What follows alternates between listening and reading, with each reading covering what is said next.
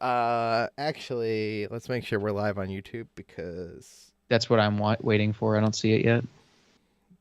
I'll reset the... No. Oh, wait, there it goes. Yep. Live. Cool. We're live. Yeah. Here.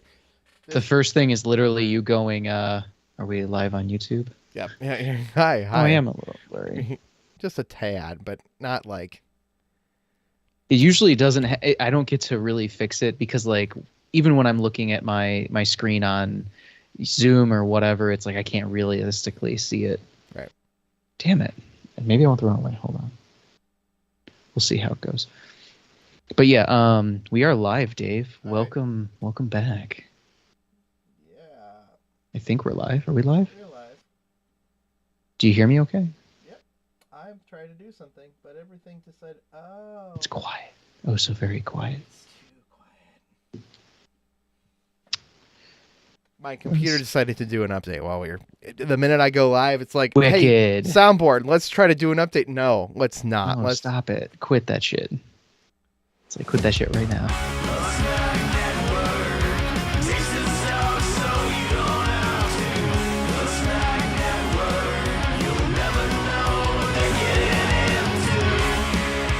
Welcome back to the Snack Network Live for October 7th, 2022. I'm Dave Moore. Joining me, of course, is Human Resources Manager of his own personal Curtis life, Curtis Lane. How's it going, Dave? Oh, it's spectacular. Absolutely wonderfully spectacular. Jeff will be joining us tonight, everybody. And we did miss last week because just stuff that happens. Life happens. Life happens. But we're here tonight to hang out with you. And I want to thank, before we get into this, I want to thank our latest and newest subscriber who subscribed tonight to the channel, Booger's World. Booger's World. What a good name. I know. Damn. He did review a sandwich about 5 months ago, but he's doing guess that song shorts. So nice. Booger's World. I appreciate the subscribe. Heck yeah, I like that. So what are we at? Is that 778 then? 779. Woohoo! On our way to 1,000, and then we'll be saying, "Watch all our videos fully through the thing to get us to that watch time." We're making progress. Progress. Or we need to get 10 million shorts views. That's the new thing in 3 months. So I was having this conversation with my dad actually that I wish we had as many views on our videos as my Google reviews get on Google. I really do. So I have on some of my reviews over millions of views on reviews of restaurants and shit. You know what? Here's the thing: is the only regret I have with the Snack Network is that we didn't think of this when we were all like in high school, younger. Yeah. Like what? We just kept doing it. There were so many cool things that we could have done. We were doing super dumb stuff, which is great because we learned and we had. But if we had just decided, hey, my mom will give us like a couple bucks to go buy shit at the gas station and review it. Yeah, we could have pulled that off. And at the time, with the market and the competition, right? Oh yeah, we would be much further ahead than we are now. Yeah, but it happens. We figured it out. But the good thing is we're just having fun with it. Yeah, but see, even then, when we were doing all the dumb stuff we were doing then, like it would have still been just as much fun. Like it's fun. Yeah. It's fun now and it's great. But like, I can't imagine how much fun we could have had if we like would have also had some sort of like little success instead of you getting into a giant fat suit and rolling around in a ditch in your backyard. And where I dislocated my shoulder for the first time. Great, good times. Yeah. Times. Instead of doing that, we probably could have had something. It was fun though. It was the fun times.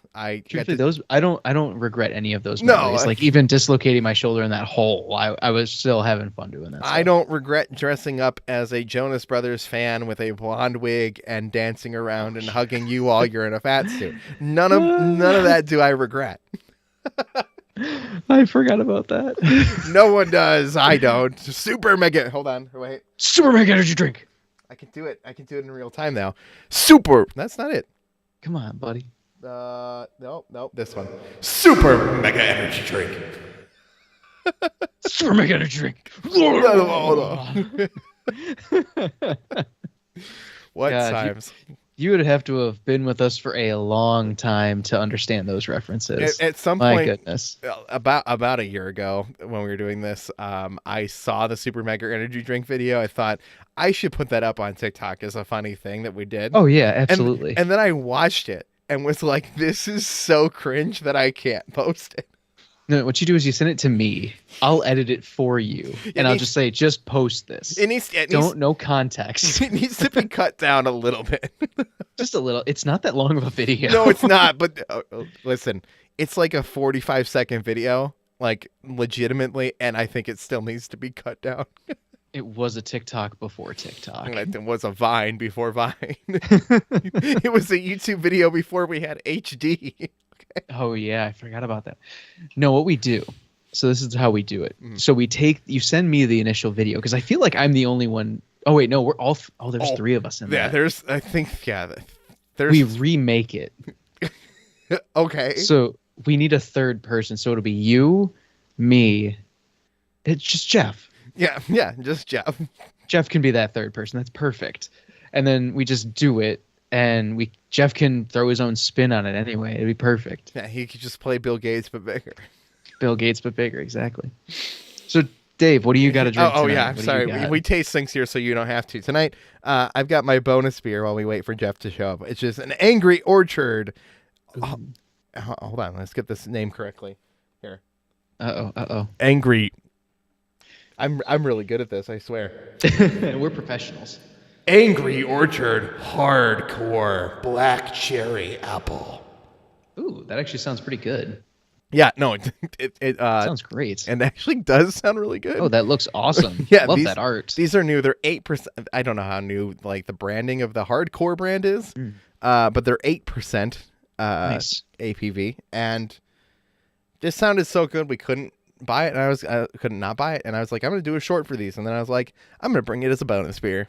There you go. Oh, actually, fun fact: I have several shorts. I'm still like. That I'll probably edit either tomorrow or Sunday and send to you. I was gonna say we're shooting videos. Yeah, I know we're shooting. I'm after the shed. After I finish the freaking shed tomorrow. Yeah. No, I'm going to the apple orchard in the morning. Oh, very fun. Getting brunch. Okay. Ooh. Going to Culver's to fancy boy to get lunch, right? And then I will come back here and I will make sure everything's ready, and then you and I are going to shoot in the evening. And if it's not windy, I've debated maybe we should do the fire thing again because we haven't done that. That'd be cool. Yeah.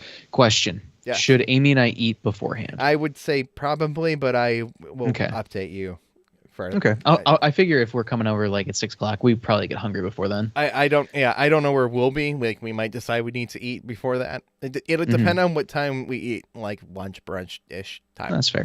So I told you I told Rachel that I was going to have the shed done like a week ago. Yeah, it's not done yet. Yeah, welcome to the projects. Welcome to rain. Yeah. And the fact that it gets dark before 7 now. And cold. The cold doesn't bother me. I can't build the stuff in the rain. Right. And I can't, one, it's just not good for the materials. And two, by the time I get off, there's only like 3 hours of daylight. So I can only do so much before the mosquitoes start coming out and it starts becoming hell. Yeah. No, so we're playing a game right now. And what happened to the easing us in? Where are my other 80-degree days, guys? No, none of it. No. But no, so tomorrow morning, my plan is to wake up at like 5-6 o'clock in the morning. Either make breakfast or go get breakfast from like McDonald's or whatever. Get that sausage biscuit. Get the sausage biscuit. No, not the sausage. No. I was actually tempted to go to Wendy's and get their French toast sticks and do a short on that. I didn't know those existed. I've been keeping my ear to the ground, actually. There's been a few things that have been popping up. Wendy's... I wish there was a Sonic within range. Because there's Sonic does other cool stuff. Sonic does so many things, though, that you could probably just go to Sonic every day and get something new. That's also true. Rusty's here. Taco Bell breakfast was also on my option because I've never had that. So I could do a short for any of this stuff. Taco Bell breakfast is not as bad as it sounds. I've never had Wendy's breakfast like whatsoever. But I've also never had. I haven't had a lot of these breakfast places. I've gone to McDonald's basically. I kind of just go to McDonald's too. McDonald's and Dunkin'. We're gonna talk about Dunkin' tonight. Then we're gonna talk about it again on Tuesday. Oh, I got a gripe. We've all got gripes. So tell me what you bring to taste at this bonus. Oh beer. yeah. So I have Floaty's not included from the pool pack. The Orange Peach Fizz Hard Seltzer from Truly. I have giant floaties for thumbnails, by the way. Yeah. As if our thumbnails didn't have to get more weird. Rachel bought giant inflatable things for thumbnails. I should hit up the dollar store. Oh, Justin's Tavern's in Justin! the chat. What's up, Justin? We haven't seen you in a while. I haven't been in your live chats either, though. Honestly, I saw it. I was readjusting the featured friends channels on the page, and I was like, oh, Justin. I haven't talked to Justin in too long. Cheers, Dave. Yeah, cheers.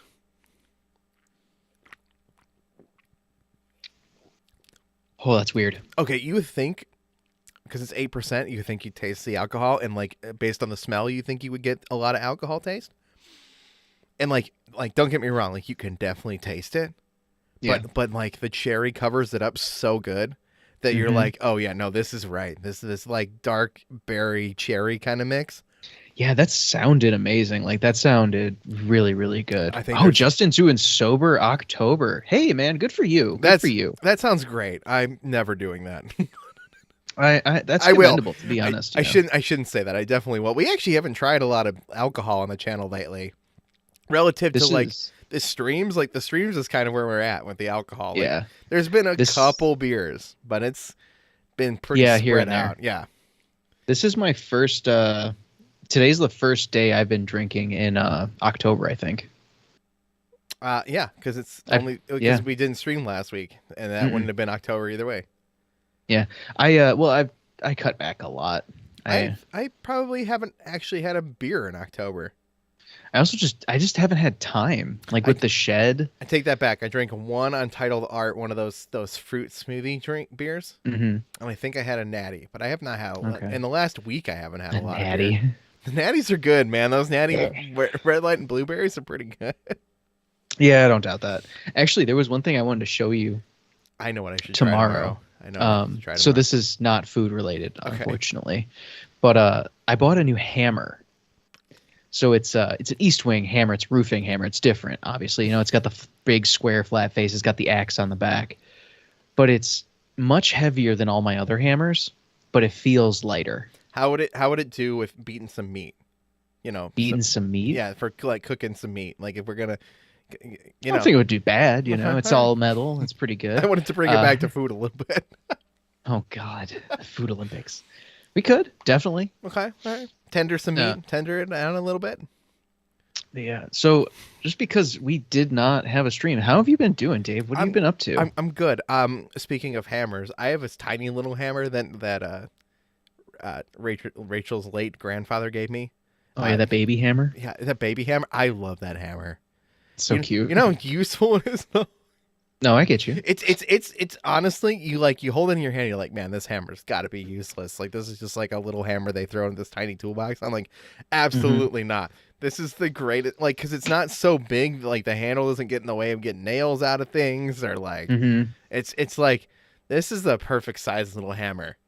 Because you don't sure you can buy a big ass hammer, right? Yeah. To do some manly stuff, knocking some nails in, or lady stuff, whatever. You could do that. Some building stuff. Yeah, just building stuff. You can have that giant hammer, but like realistically, the force of that hammer is more than you'll ever really need.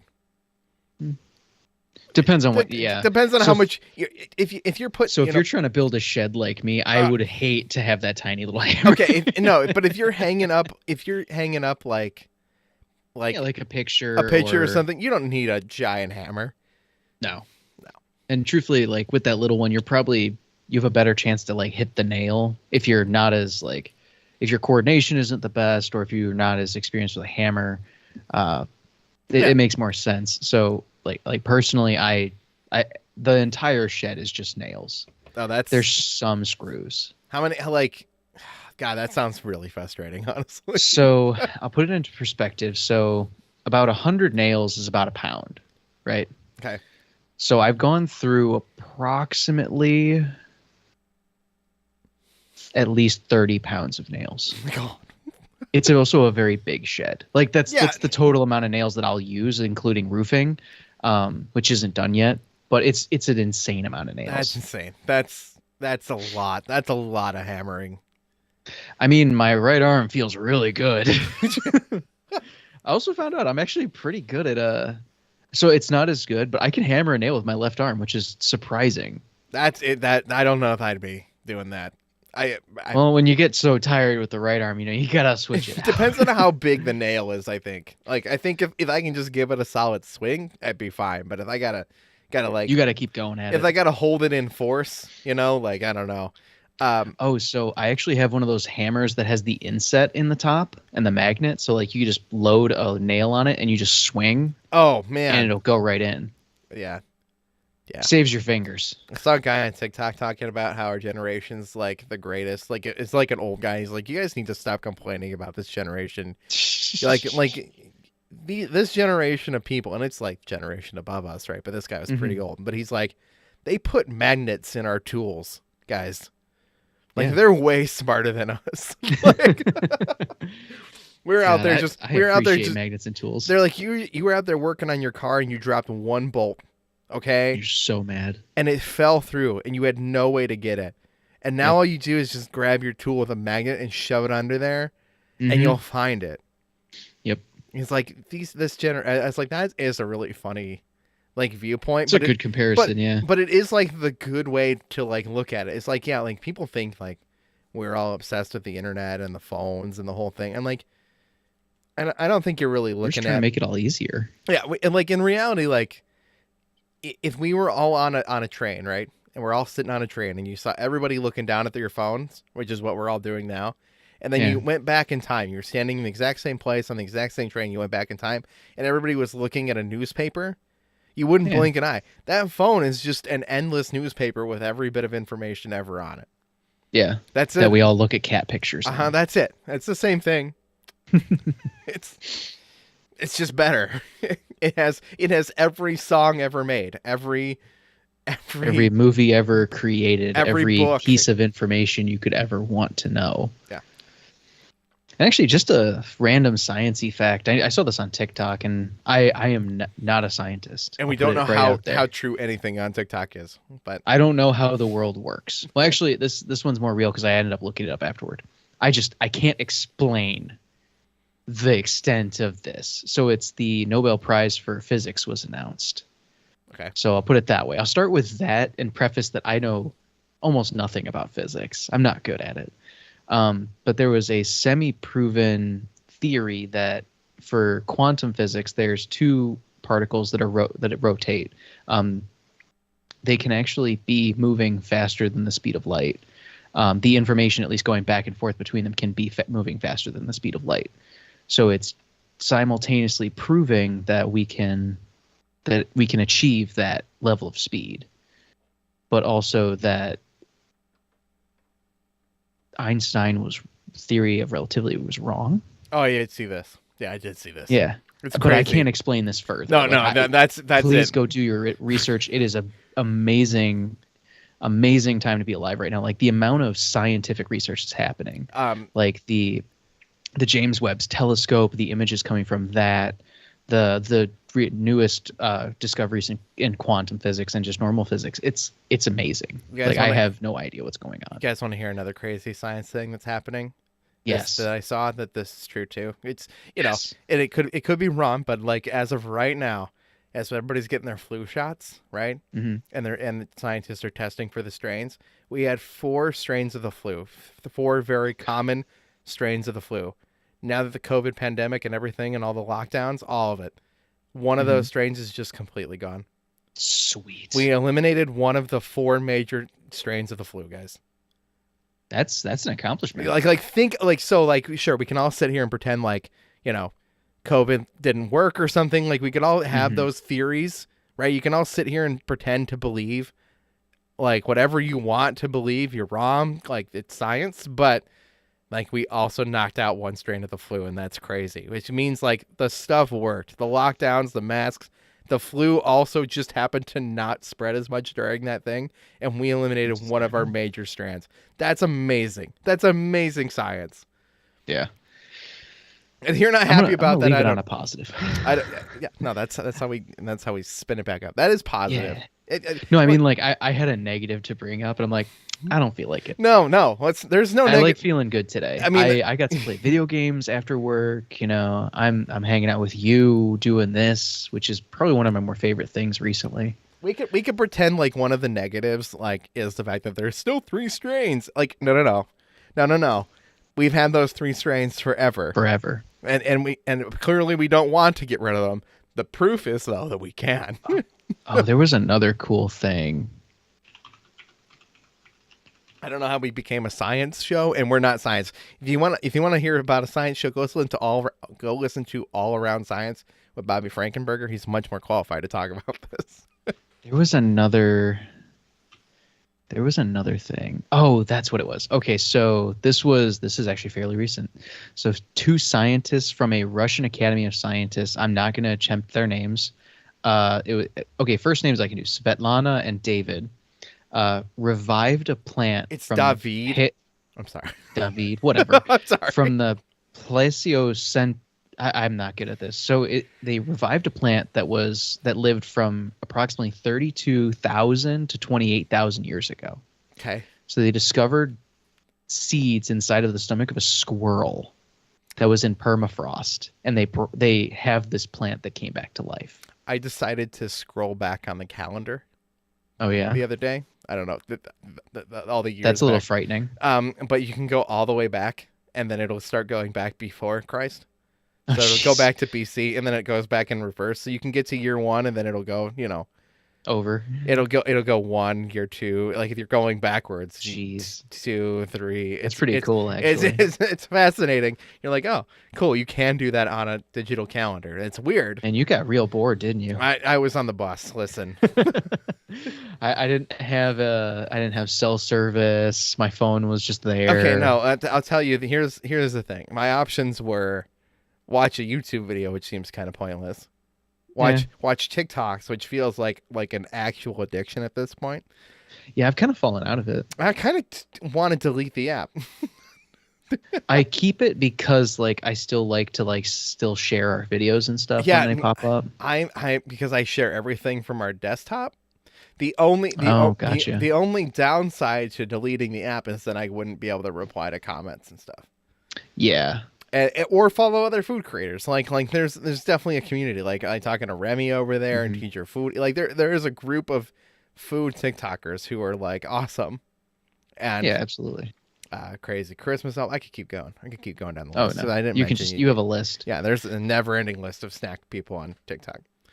And it's great. But I was like, but I'm on this app a lot. Yeah, I actually find myself on Reddit more often now. I have Reddit. I have installed Reddit. I occasionally hear of a really good subreddit, and I get really deep into it, and I'm like, this is hilarious, and then I never go back. Yeah.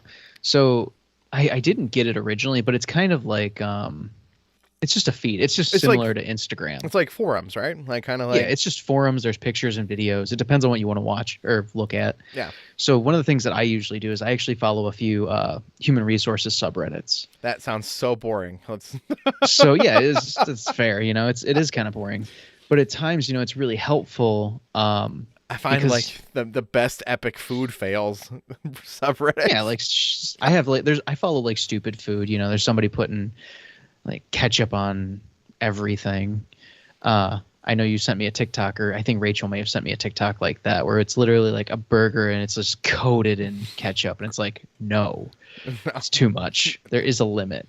But no, I follow mainly some more professional things because for at least me, I'm trying to keep up with the trends. I'm trying to make sure that I'm keeping up with the latest functions and terminologies, and also there's just a wealth of knowledge in Reddit. I was lucky enough to be part of I wasn't part of it, but I attended a live stream, podcasting more or less, where kind of like what we do, but only on Reddit. but they were answering questions, and they were going through some recent trends that we're seeing in terms of human resources. And one of the big things, obviously, right now is what's going to happen, like in the recessionary period and everything, like all that. But it was a cool thing to listen to, cool thing to be a part of. I asked a few questions in terms of like how they would handle certain things, and it was really interesting, really productive.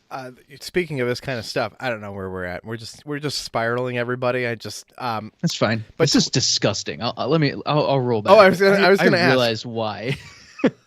This has been in my fridge for 3 months. Like, it smells so good.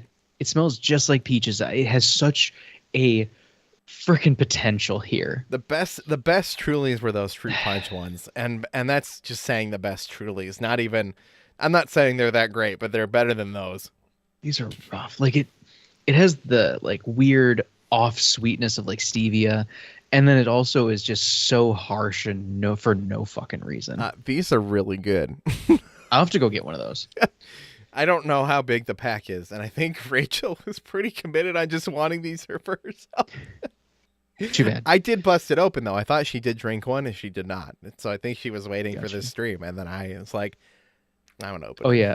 I was gonna ask you. So I'm definitely gonna give you the raw shorts from what I did last weekend, because I went to Oktoberfest. Yeah, let's talk about that. How was it? Oh, that was great. So it was super fun. We had a great time. We actually axed through while we were there. Have you done that before? No. Oh, it's so fun. I got 2 bullseyes. I was so freaking excited. I got the axe in the thing like 3 times. There you go. Yeah, that was my impressive part. Yeah, dude. I got to crack a whip. Of the 50 axes I threw. Yeah, whatever. But no, I learned to crack a whip. Okay. That was both fun and painful. Okay. So I accidentally, don't tell anybody, I whipped myself in the arm. Oh, good job. It hurt. Were you surrounded by a bunch of people and you had to be like put I out a played tough it off face? pretty well, at least I think. Okay. I had a long sleeve shirt on, so it wasn't like on skin contact, but like it came back and it just went thwap. And I just was like it hurt so bad. So it didn't like arouse you, is what you're telling me. No, it was painful. It burned, surprisingly. I was surprised at that. Okay. But yeah, so there was Fatheads was there, the Wolf's Ridge was there. Okay, that I'd be jealous of. Wolf's Ridge is great. I got to try the Wolf, so I didn't get this one on film, and I kind of hate it, but they only had 1 beer, and they were out of it when I went to go. So I got to like sip it because Amy got one, and then I was going to go get a full cup to go like actually do a short, and they were out of it. Okay. But they had their Oktoberfest, which was pretty good. I'd be curious to try it. Everybody had an Oktoberfest, obviously, but they all kind of blend together. Certain ones were better than others. I had a really bad beer. Okay, what's the worst? Just call him out. Just go. So hold on, I'm trying to remember the name of the beer. It was so bad he doesn't even remember it. So the worst beer I had there, which surprisingly the same brewery had the best beer there. That's weird. It happens though. Yeah, so it was the Phoenix Brewing Company, I believe. Okay. And I'm actually going to go find them. I want to do a real tasting there. I want to get some food there and stuff because they were great people. I loved I actually got a koozie. I'll bring it in a little later. But they gave it to me for free. Collecting the koozies. Yeah. I have a drawer full of them. But yeah. So the worst beer was a blonde coffee ale. So it was imagine a blonde ale, coffee flavored. Oh, it was just off. Okay, but it sounds so interesting that I would try it. Exactly why I got it. I like blondes. The blonde ales. It was conflicting because it was like a blonde coffee stout. I'm just like, how does that work? So I tasted it. It was interesting. I wouldn't say like it wasn't the worst thing I've ever had. We've had some really bad things. We had the Bud Light Peppermint Patty. Don't you start yawning because I'll yawn. I'm trying to think of all the other horrible things we tried.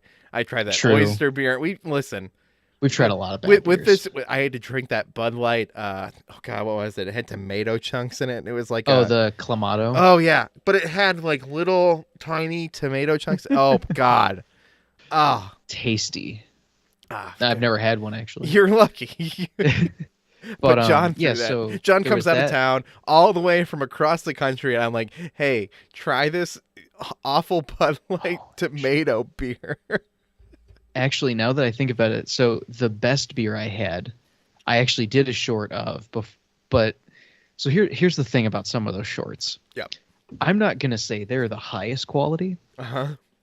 because I was drunk at a certain point. That's even better. So like the last one, like I kind of talked to myself a little, I think.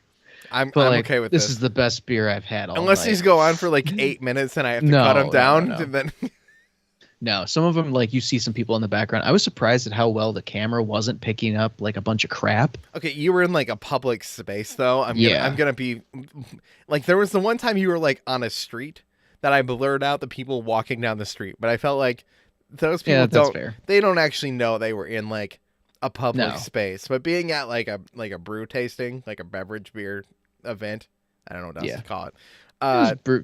Beer festival kind of thing. A beer fest. Beer fest makes sense. Yeah.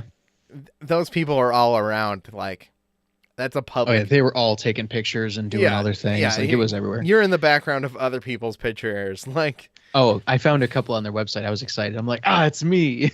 oh yeah, you got to get us those. We got to share I'll them. have to find them. There's a couple of me in like the background. Does not matter. I'll have to find it. But share those. Amy and I both got shirts. They were long sleeves. They were awesome. And it was a great day. It was a great time. Particular brewery shirts, or just like for the event? For the event. Okay. I got some breweries, like different brewery swag. Koozies. Like I got some koozies. I got a koozie from Twin Oasts. Okay. Twin Oasts. That was the place that had the event. It was great. And yeah, I got one from Phoenix, and I'm trying to think. There was another one. I actually got a set of glasses. Okay. Like actual glassware glasses for free with koozies from, I think it was like Frederick's Mortgage Company or something. Mortgage company. I don't know. It was free stuff, so I took it. Yeah, that's what you do. You just take it. You don't. Yeah, I don't ask questions. Yeah. But yeah, it was a great time. We had some good food. We got a big pretzel. Obviously, you got to get a big pretzel. And yeah, it was a great time. Good street food, like all the stuff, or just like pretzel was the choice. Pretzel was a choice. So we did do 2 meals. We got there about like 1:00, and we stayed until about like, I want to say like 7. Yeah. So at the beginning we got pierogies, noodles and cabbage, potato pancakes. Those were amazing. If you're hanging out in the chat, what's your favorite street food? Because like right now, all I want now is an elephant ear, or like elephant ear does sound or good. those French fries, the fresh cut French fries, but not the thin one. Yeah, the really thin ones, but not just that. The ones where like they put the spray bottles of vinegar out and you spray them down with vinegar. Yeah. My favorite thing to do at the fair was to do the vinegar on the fries and then hit it with ketchup too. Okay. Because it's like a little more vinegary, but it gives a little sweetness. Yeah, you ruined it with the ketchup, but yeah, no, I know you hate ketchup, but that's my thing. I remember figuring out that vinegar on French fries is one of the greatest things in the world. It is delicious. It's absolutely so good. There's nothing. Do not disagree with you. There's nothing better. Then it just yeah, they didn't really have that kind of food. It was a German thing. Yeah, so there was a lot of people with lederhosen, which was super fun. There were some dance groups. There was actually a really cute one where it was like a bunch of little kids that were doing German dancing. I'm like, oh, this is adorable. They all had like the same outfit on. It was fun. It was a real good time. Like just thinking about like there was a guy in full armor. Okay. It's on their Instagram. Like if you look up Twin Oasts and look up that event, there's a guy just full armor. Like knight armor? Like yeah. Hold on. Let me see if I can show you. I'll send you the picture on Instagram. I'm not going to try to pull it up to like the camera. That's not what I'm going to do. If you send it it's only on Instagram. I was going to say if you send it to me on anything really, like an actual picture, I can pretty much I can show it. What is happening? That is awesome. Like that's yeah, it was so freaking intense. All right, so it's in a wait, where's the one where I'm in the background? Because I thought it was on their Instagram. I might. Oh no, that's. I don't know where it is. That's just a guy that looks like me. It might be, to be honest. It's just the sad part. Oh, it's so small. So I'll send it to you. It's kind of small, but I'll still send it to you. It's the 9th picture. Or I'll show it to you tomorrow. Either way. Mostly Martinez. I see you're liking us on Twitter. Watching the live stream. If you want to come over to YouTube and hang out with us. Yeah, we got videos and stuff. Yeah. No, we're also live right now. You're watching us. Right now. Maybe. I saw the comment or saw the notification. I really wanted to wear my lederhosen into that event, but Amy said no. Well, you don't have to listen to her. I appreciate her opinion though. And also she was right, it was kind of cold. I would have been a little cold during the event. Sure. I still have them. They're in my closet right now. Just give you shit. I'm not putting them on. Next stream, next week. All right, fine. We'll do all German beers. Oh God. I mean, we could. Hey, this all tastes the same, guys. Oh, God. I still have some of those in my basement. I would be worried that the Oktoberfest would be a little bit overwhelming. Just the consistency of a bunch of the same kind of Oktoberfest beers. They were all a little different, though. Okay. That is one thing. So each one, like some of them were more herbal, some of them were more like robust in terms of their flavor. Some of them were thicker. I appreciate the Oktoberfests that are like a good thick red ale. Almost. See, I don't love those. I don't. That's my favorite. I don't dislike them. I prefer the other direction of Oktoberfest. My Oktoberfest beer should feel like I'm eating something. I shouldn't be drinking something. It should be almost viscous. The nice thing about that is you got Oktoberfest in basically October, which is not normally how that goes. Normally it's very much before because Oktoberfest is actually before. I will be completely honest. I 100% avoided the Fatheads stand. You know what? I'm just never impressed by their beers. It's like they're subpar for the most part. I don't like their brewery, like the restaurant. It's very bland in their food. It's too expensive, and I don't appreciate it. I also can just get it anywhere. Like I can just go buy Fatheads. Yeah, that was my other thing. It's like I can't get Phoenix beer. That's not going to be a thing. I think about this rib off. I think about this when I think about these street fairs and stuff. I went to this rib cook off in Cleveland, and it was just a bunch of ribs, and it was like $20 to get into the event. Really? And they didn't give you any ribs with that. Like that was just to get in. That's stupid. And so then you also had to buy all the ribs. And so I only bought like 3 or 4 stands worth of ribs. Yeah. But one of those was Famous Dave's because I didn't realize that was a chain. I could just go to Famous Dave's in North Olmsted, right? Mm-hmm. And I look back and go, why were those the best ribs at the event? Yeah, that's the sad part. Like that makes me depressed when I think about that. I'm like, wait, there were a bunch of other local rib places that are not big chains, that are not, multiple. That weren't that good. That are not multiple locations, but those were not even the best ones I had. Now, I wish that I would have gotten to try all 16 stands or whatever it was. But if you're paying for each individual stand, that's expensive. It was like $8 every stand for 3 ribs or something. So that's why I liked how they had it set up for Oktoberfest. So what you do is you pay for entry, which I think early access, I paid $10. Yeah. It was perfect. $10 person. I paid for shirts, which were, I think, $25, and they were long sleeve and nice. Not bad. I paid $30 for a punch ticket.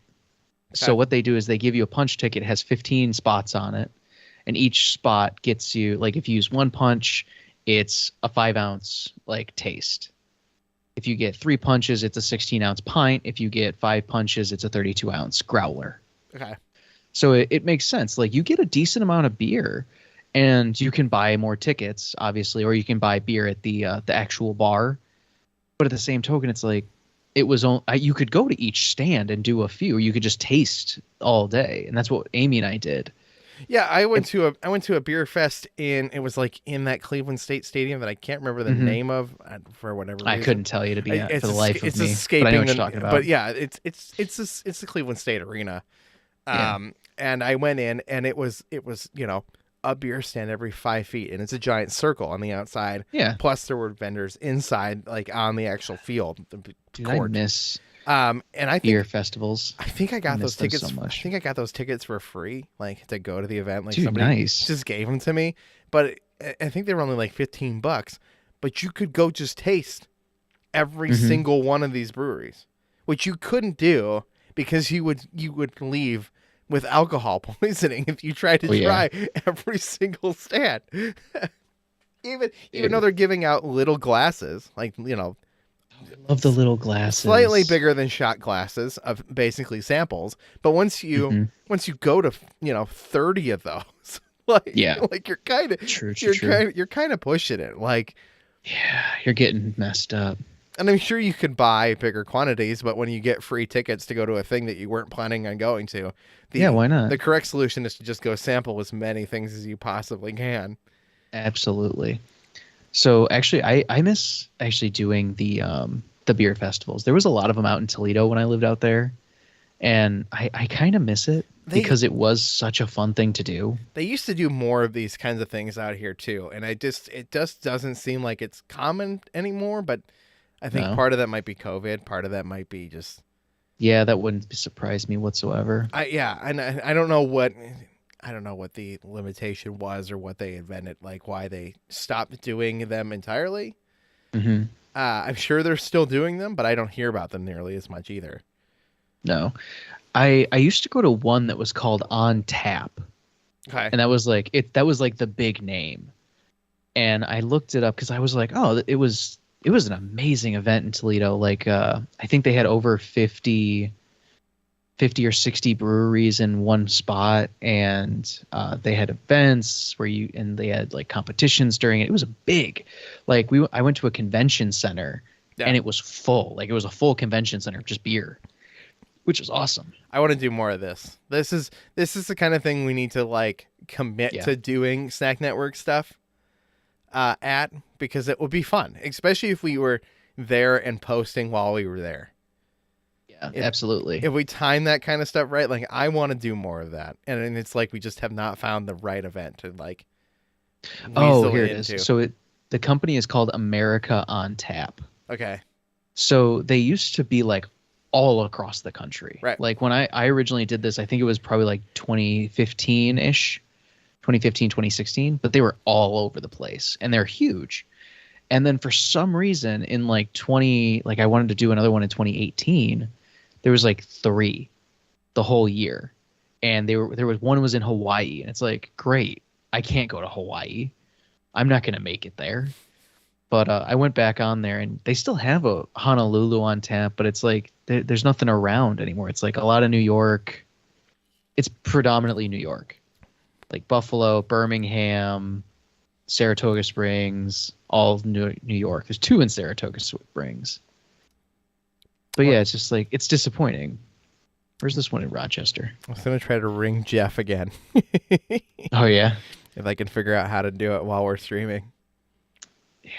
Here. But yeah, like even now, like there's 1, 2, 3, 4, there's only like 6.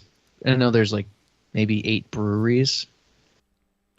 But it's gotten a lot smaller. Like these have gotten a heck of a lot smaller. I mean, a lot of these events have gotten smaller in general too. Like, and maybe it's just they're not as lucrative. It'll take time for them, and or just they need time to come back, right? Yeah, absolutely. Welcome Jim Young to the chat. There was another amazing. So I did a lot of these.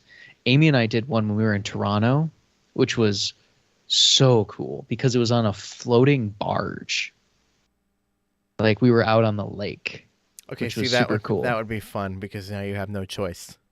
Yeah, you're just like you're on the barge. You're stuck on the barge. Drink, and you'll forget. Drink or you don't, or you die. You have to walk the plank. But no, so we did that in like July of a while back. But it was one of the only times I bought VIP tickets to something, and I'm so glad I did. Because it was like an extra, maybe like $20. It was worth it. But you get like... Sometimes those perks are worth it, man. Oh, yeah. Well, it was super hot. Like hot. And you get this nice area to sit in. It's air conditioned. They serve you food. There's nice clean bathrooms. I'm just like, this is worth the extra $20. Yeah, no, it would. I don't have to pay for food here. It was great. But yeah, I miss those. I know that we're getting to the point where we probably might start our first beer, Dave. Are we there? I was hoping that Jeff would swing in here by now, like Spider-Man. We'll see. He can always catch up. That'll be fine. Yeah, no, we'll just force him to shotgun one of these. Done. There's only 90 calories. It's not even a light beer. We can handle these. Yeah, it'll be fine. Would you like to tell them about our wonderful pack of the night? Oh crap! You wanted me to know about these. So yeah, these are called. I believe it's Loverboy. Yeah, Lover. Hold on. Let's do this correctly. These are Loverboy. All right, you can. That's a choice. So yeah, it's Loverboy Sparkling Hard Teas. Yeah, no. So they also make other sparkling cocktails. So they make espresso martinis. I saw those. It looks gross. I'd be afraid of that a little bit. They make cosmopolitan, like spritzers and things. But yeah, so we have the hard sparkling teas. Yeah. And the flavors are strawberry lemonade, white peach tea, lemon iced tea, and hibiscus lime. Yeah. So which one are you excited about, Dave? The lemon half and half. Basically the lemon iced tea. The lemon iced tea, the Arnold Palmer style kind of. All right. So what are we starting with? Are we starting out strong with like strawberry, or are we starting off with like maybe some peach? What's the hibiscus one? There's the hibiscus lime. That's the most weird one to me. All right. Well, that's the darkest one. You want to go get yours? What color is that one? That is the dark pink. Okay, dark pink. You entertain. Just pick one. I'll get whatever you get. How's that? We'll do that. I'll entertain the folks. All right, so folks, if you go over to Loverboy, drinkloverboy.com, you can see their entire selection of drinks. They're actually quite interesting, and they have a very the whole website has a really good vibe. Like it's soft colors. It's not anything crazy. But it's definitely a vibe that you can check out. They got a lot of tie-dye, a lot of soft colors, some pastels, some heart sunglasses, some crew necks, some other stuff. You know, it's okay pricing. You know, I personally wouldn't spend like $50 for a crew neck, but that's just me.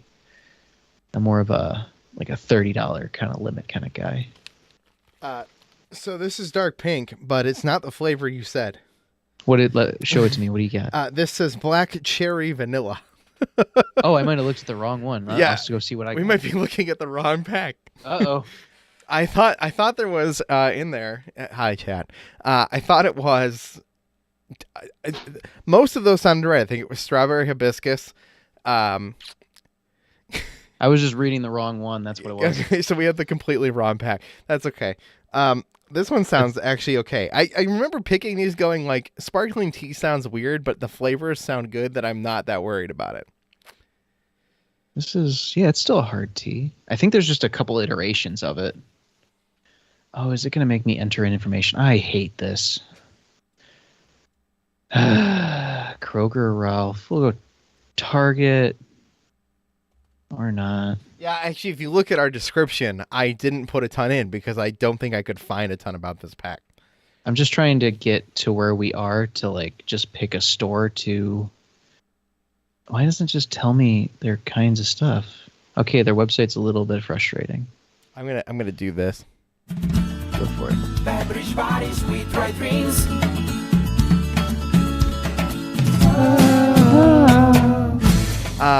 Tonight we're trying the Loverboy hard sparkling teas. But what I wanted way worse than I thought it was going to. This stream is brought. This sounds worse. This tea with black cherry and vanilla sounds horrible to me. I'm not excited. Sounds good to me. Of course, tonight's stream is brought to you in part by the amazing people who support us over on Patreon at patreon.com/The Snack Network, where you can make a donation to us to support us monthly. It could be like Grouchy or Adam. You can support us, and I was really tempted to become a Patreon. Yeah, it's tempting, person. Isn't it? Yeah. You get to promote whatever you want. You could provide a snack. You could be like Skinny Matt, who supported us, and it's available over at patreon.com/The Snack Network. What if I want to be featured on our channel, Dave? What if I I mean, one of you on the channel. Listen, I tell people this all the time. Wonderful community members, if you want to be on the channel, that's not a big ask. We can make that happen. You just got to talk to me. Yeah. Just bring the snack and come over. That's all we ask. Pretty much. Just bring a snack and a friend. You're pretty much in. But if you want to support this and make this possible, snacks cost money. That's just the truth. So if you want to provide one of those snacks for us, that option is there for you, and we appreciate it a lot. So I really want to know what kind of... Okay, so it's a black tea. Uh-huh. Yeah, the funny thing is, so when you click on teas on their website, it shows 3 of them, not anything else. Like, it's interesting. Yeah, no. But their main thing is they're 0 sugar, so no hangover. What? Nothing artificial, gluten-free, made with organic tea, and party on. That's what they stand by. And make you fall in love. It's available in 40 states. 40, as opposed to, the 50. The 50, or the 48. Or the 13, depending on which time era we're in. Exactly. Or the 14. Or the 15. Or whatever. Or the point. Or the 68 in the future. Right. Yeah. There's not a lot of information on these on the internet. No, there's actually not. But they're tagged. We tag them on Twitter. Yeah. And we're tasting them tonight. I'm really curious to what kind of tea they're using. The other faith I have is it's not the same tea that everyone else uses, maybe. Also, this is just a me thing that bothers me. So the wrapper doesn't line up around the lip. Yeah, it's because it's a little bit loose.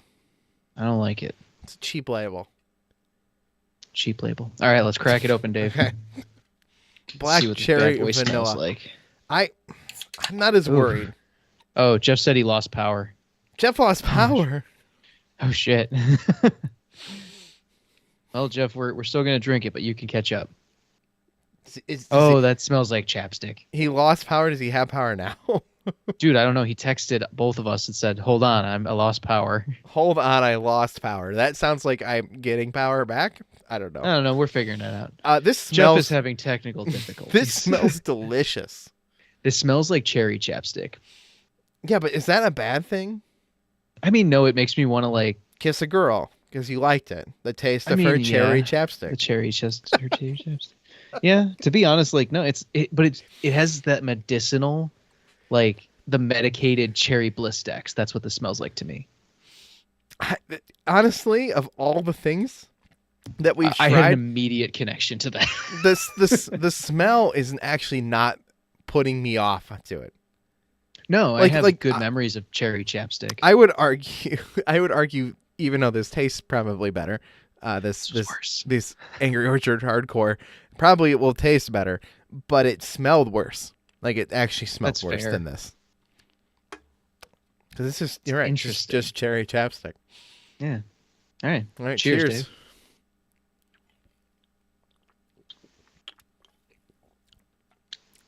Okay, that tastes like cherry cold medicine. Yeah, but I don't hate it. It's not. It's subtle cherry cold medicine, but it is flavorful. It's not bad. That's the first thing I go to. You ever had to take some sort of chewable medicine, those chewing, right? And you're like, I mean, this isn't ideal, right? But the second drink is a little worse. When you crunch all those pieces into the crushable whatever, you're like, this isn't good. It's definitely not my favorite thing, but it's not bad. No, that hit me in the stomach pretty hard. I don't know about you, but my second drink kind of punched me in the gut. And it tastes like medicine. Yeah. I actually think this is making me a healthier human being. Or sure, why not? Helping me love things because it's Loverboy. Because Loverboy. So, Dave, you ready for the first question of the night? Oh, yeah. Wait. Let's get into it. I have a lot of questions. So, for all the people watching, I actually used to work at Tivana, and we had to take a really long test for being, to actually be able to sell stuff. A Tivasta? A Tivana. A Tivesta. Vespa. A Tivanata. A Velveeta. The first question. You did it. The first question. So, there's a lot of questions, Dave. Pick a number between 1 and 3. Of course, if you're in our live chat, the points do not matter, but you're welcome to participate. You're only currently competing with me for the non-existent prize, but yeah, I made the questions. But that means you'll probably win. Yeah, Dave doesn't have the best record right now. I pick 1 because this is the first. All right, cool. The first question. All right, so which of these is not a type of tea? So, number 1, pu'er. Number 2, Darjeeling. Number 3, Si Leon. Number 4, matcha. Okay, the only one I know 100% for sure is a tea is matcha. All right, so welcome those Tim Greeny Greenfield to the chat. Previous co-host of Dudes Swipe Right, our online dating podcast. Before I met Rachel. My goodness gracious. Tim Greeny Greenfield. Welcome so to many. Hello, Greeny Greenfield. I still have him on Snapchat, I think. Yeah, Greeny's cool. He's a real cool dude. Over on Facebook. All right, so Jim says number 1. So, number 1. Oh, so which of these is not a type of tea? Yeah, he meant like the questions when you said 1 through 3, I think. Oh, okay. He might be a little behind. That's fine. Either way. Well, I'll do A, B, C, and D. So, which is not a type of tea? Is it A, pu'er, B, Darjeeling, C, Ceylon, Leon. Sorry, I always have a problem with that one. It's Leon, and D, matcha. I'm gonna say, I'm gonna rule out C only because you said it like I have a hard time saying this one as if it was already a T. The other possibility is that you can't say it because you made it up. But I think, or it's something completely different. What I'm going to say, though, okay, and I'm going to go with B. Are you going to say B? All right, so Jim Young says pu'er. Uh-huh. You say Darjeeling. If there's anybody else in the chat, we'll see if anybody else wants to do one.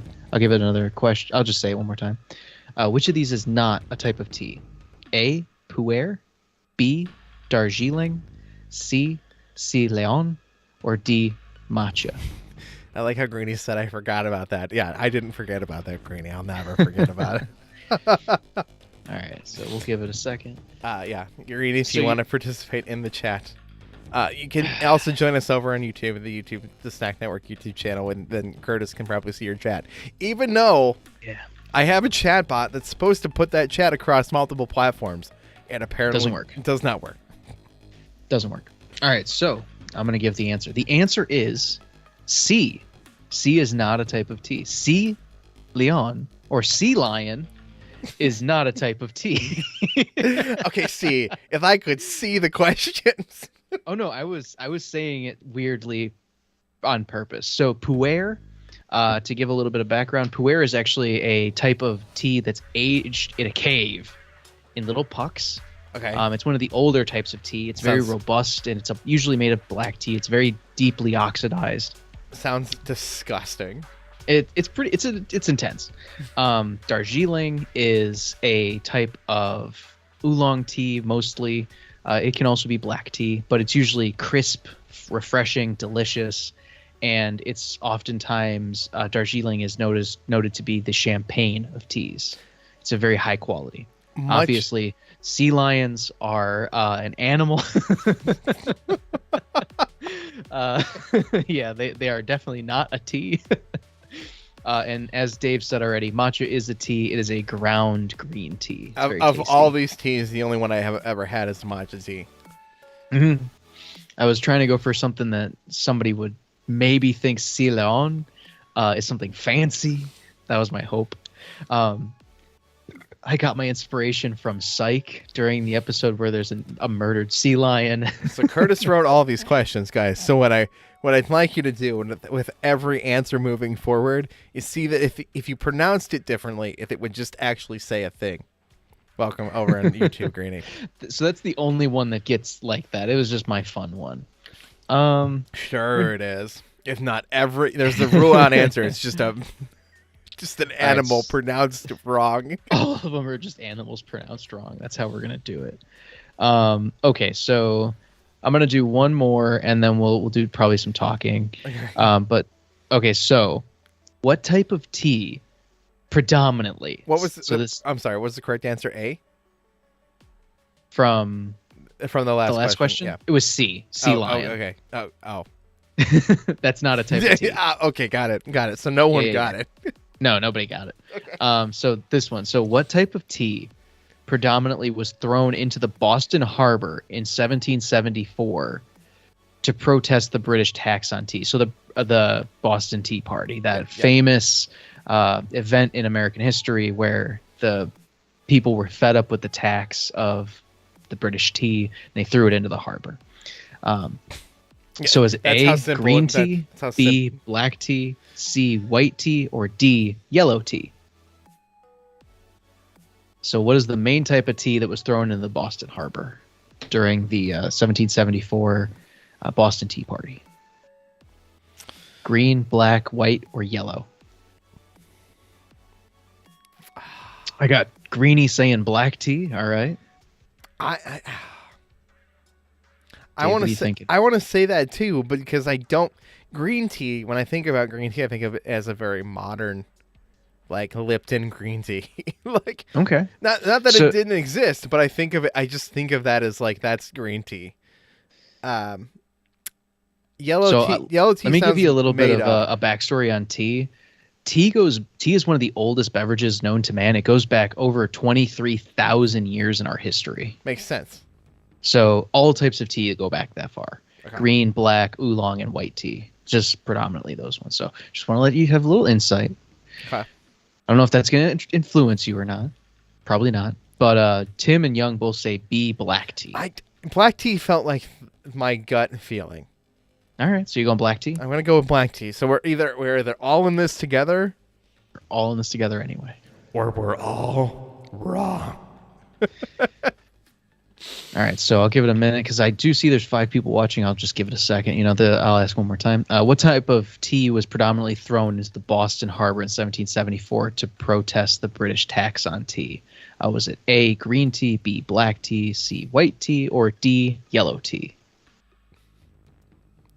The ultimate truth is here. If you are watching the stream and hanging out with us, make sure you smack that like button. Smack it. Smack it like it owes you money. Yes, exactly. Bam. But yeah, so the answer to this question is actually A, green tea. That's really funny. So black tea, a lot of the time, wasn't made as often because it's a longer process. For green tea, you just can quickly steam it and press it, roll it, and it also lasts longer. It doesn't. It's not as what's the word I'm looking for? It's not as susceptible to mold as, say, a black tea or a white tea. And then yellow tea is predominantly a rare form of tea that is a higher quality that wouldn't be there. So guys, for future reference, everybody's wrong. The answer that I think Curtis is throwing in there to throw me off is yellow. Is always the correct answer. There you go, Dave. Because I thought green tea felt very modern. I realized tea is very old. It's so old. But green tea. Greeny tea. Greeny tea. Yeah. Tim Greeny tea. Coming soon as a Snack Network branded tea. Greeny tea. I wonder what it's going to taste like. It'll taste like a bad Tinder date. A bad Tinder date. I wanted to ask you. We can pause on the things for right now. Okay. This was something that popped in my head while I was driving, and I wanted to ask you and Jeff, and I'll ask him when he comes on. What's your worst date? I mean, I told this story on Dude Swipe Right, but... well, tell it again. I wasn't there for that. My worst... It doesn't have to be, like, anything specific. Don't say names. That would be mean. If I remembered her name, I would call her out. Listen, Shit. It's that bad. I've had people out. I've had a lot of bad dates in my life, okay? Fair enough. It drives me nuts because I met this girl slightly before I met Rachel, and I went out with this girl. Okay, and it'll still eat me in my brain because she insisted that I make $100,000 a year minimum so that I could take care of her. But she had no interest in me. not because I didn't make $100,000 a year, but also just not good enough for her, where she was constantly taking selfies of herself for her Instagram. And that's a type of lifestyle I can't even get behind. That's a whole thing. I don't respect that girl. I gave it, a genuine fair chance. Yeah. Do I miss that girl? Absolutely not. I've had some real awkward dates. I'm glad to say I haven't had any bad ones. We went to go see the first movie in the Dark Universe, the Universal Dark Universe that never came out really after that first movie, which was the Mummy, the Mummy movie that came out in like, oh God, I don't know what year that was. That newer Mummy movie. It was. Oh, I don't even know. And we left, and she was like, "That was so good," and I was like, "That is one of the worst movies I've ever seen." Like. Just obviously you weren't compatible from the start. Right, absolutely. Absolutely not. Which is why it's all fine. I just think it's funny, and I have mutual friends on Facebook, like through college. Like I figured that out later, and I'm pretty sure she's still looking for the man who makes $100,000 to take care of her. But now she's probably 30 years old, so good luck. Well, I mean, in any relationship, you really I always hate that because it's like it's so materialistic. It is. It's just rude, honestly. And yeah, I was lucky to avoid some pretty awful dates. Right. Oh yeah. Yeah. Although I would have probably went on more if Greenie wanted to continue doing that show. I truthfully, I'm trying to, because like it made me think about it. I don't know why I had this thought in my mind when I was driving, but when you're doing something random, something monotonous, like you just kind of, your mind wanders. Ooh, that's wasn't good. Yeah, it's not super good. It's not bad though. Like I've had worse things, but it reminds me too much of medicine. It is very much cherry medicine, and I don't hate it, but I don't love it. I think so I'll be really honest and slightly vulnerable here. I think the worst date I ever was on was because of me. With your wife? No. This was so I had just gotten out of a relationship. Like I think it was a 2-year relationship. This was the first date I went on. It was like a month after I broke up with that person, or that we broke up. Whatever. I don't know how to put it. It doesn't matter. No, but I was not in a place to be going on a date. And it was such a bad scenario because like I didn't really know this person. Like we were kind of set up through one of their friends, and they were like, "Oh, just go to Buffalo Wild Wings. You'll have a great time." And I'm like, "Whatever, sure." I think I talked to this person like maybe twice prior to like going on this date, and we had 0 things in common. It was so painful. That's bad. And it was just awkward because like I couldn't think of anything to say, and if I did, like all I was getting was like 1-word answers. I'm like, I can't. So in the end, it was just like it was one of those moments where like I don't even go in for a hug. I just was like, handshake, be like, "Hey, have a great night. Bye." That was fun. See you later. Hopefully we never have to do this again. And I feel like it was a mutual situation of like, I don't ever want to do this again. And it's that's fair. We don't have anything to talk about. That's how it goes sometimes. Yeah, it'd be like that sometimes. And then we found our lovely ladies we have now. Did. My wife told me to fuck off the first time we met. I love telling that story. Still my favorite thing. It's just a sign of something. She's spicy. It's best. She's the best. I love her. She got me through a lot of great things, and I like it. It's a good relationship. But next question, Dave. Okay. Hold on.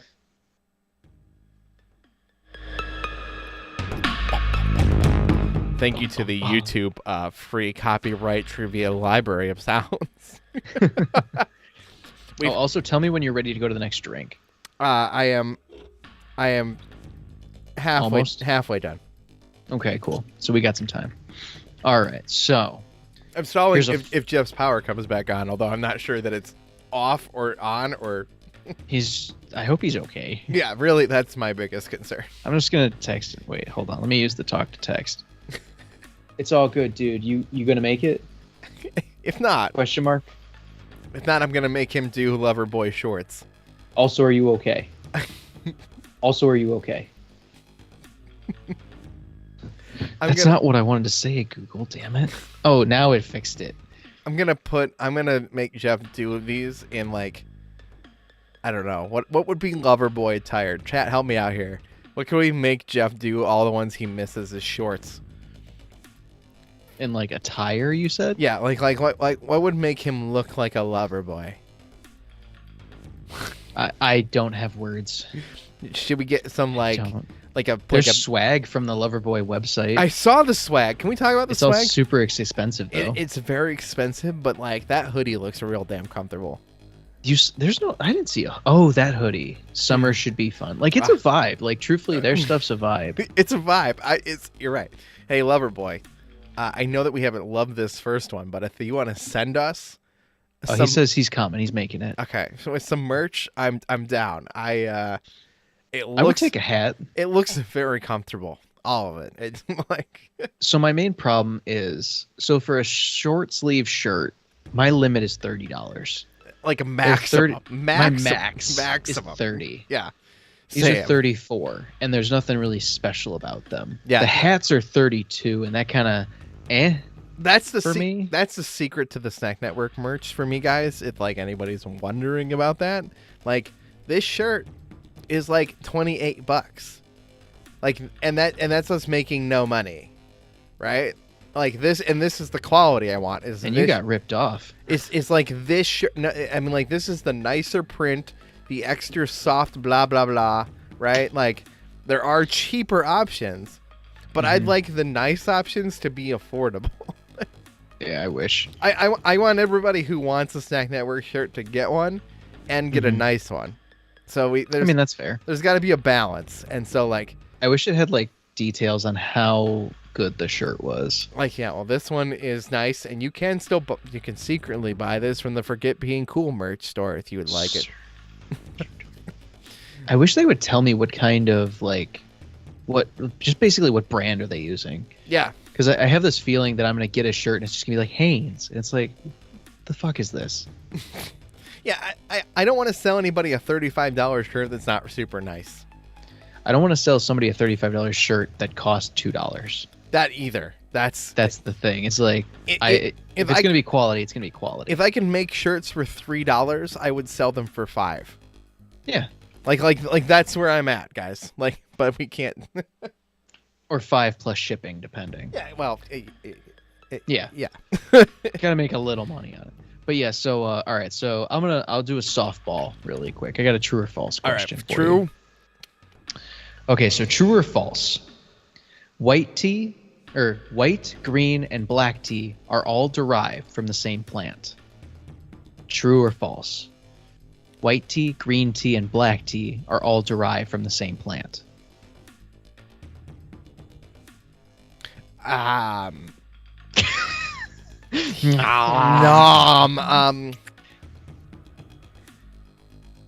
That's a brain teaser. Are we talking about the same species of plant? So, yes, like the same genus of plant. Like not the same physical plant. Both. Okay, I just want to make sure we're clarifying that because sure, yeah, both. We'll go both because I assume that most tea leaves, right, come from very similar plants. All right, so Jim Young says false. I want to say false, not because I'm agreeing with Jim Young, but because what I think is, sure, they all come from similar kinds of plants, but I'm sure there's teas that come from other different kinds of plants. I assume so. This is specifically green tea, black tea, and white tea, though. Coming from the exact same plant. Like, yes. I can plant this plant in the ground, and I can make all these teas. Yes. Then no. Okay, you say false. I'm saying false. Jim also says false. If anybody else is in the chat and would like to hear it again, true or false? White tea, green tea, and black tea can all be derived from the same plant. We're talking physical plant. Let's see if anybody else is in chat today other than us. To earn points that do not matter, nor do not. Oh, you get that crisp digital high five. There are 7 people watching right now. Nice. So you guys need to smack the like button like it owes you money and determine whether all these teas come from the same plant in the chat. All right, I'm ready to give the answer. You ready, Dave? I am ready for the answer. It's true. Oh, of course it is. So the tea tree. So the difference of white tea, green tea, and black tea is just processing. White tea is literally just picked and dried. That's it. Green tea is usually like steamed or really quick, like hit with some heat and then dried out. And then black tea is steamed, rolled, and oxidized. So it becomes black. So all of them come from the same plant, though. And I'm not going to tell you that plant because that's a question for later on in the show. Okay, but you said the tea tree. Yes, it's a tree. Okay, see, like, I don't know why I imagine that tea plants look like spinach. I'm sure I mean, fair enough. I'm sure they don't. Well, there's a lot of things about tea. So predominantly, you have two types of tea. There's chopped, like the really fine, like what you get from a Lipton tea bag. So that's a chopped tea, and then you get a whole leaf tea, which is a lot of what I have at home. So it'll be like a full tea leaf will produce itself when you steep the tea. Like you'll be able to unfurl it and see the full leaf. That's what you buy from like a real tea shop. Yes, I have a lot of that. That's just what I have, obviously from Teavana, but when it was still a thing. But there's actually a fun part. So Teavana used this a grading system. Like they only went so low on the tea tree. So of new buds is you get the tiniest little bud at the top, which is the youngest, which is plucked, which is usually called silver needle. It's the youngest. It's even like fuzzy almost. But yeah, they went the bud and then two leaves down, and that's the only quality of tea they would pull. What Lipton will do is they'll just like clip a branch and like grind it all up, and that's your tea. Yeah, and it's cheaper that way. Yeah, exactly. I'm only asking this on the air because I remembered because we're typing this conversation. Yeah, what's up? Are you a Trade Coffee subscriber? Not anymore. Okay. Why? I mean, at least I was something else. Hold on, was it Trade? Yeah, you definitely mentioned Trade Coffee on a video one time.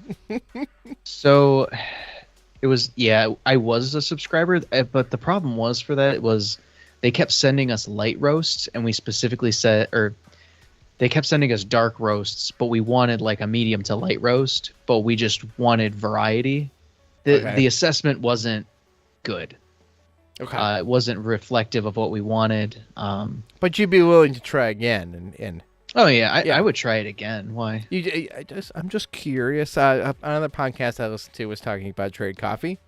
I'll drink a shit ton of coffee. It's fine. And you do drink a bunch of coffee, and so I thought, I do. And you did mention them in a video very early on in the channel. I was curious if you were still a subscriber.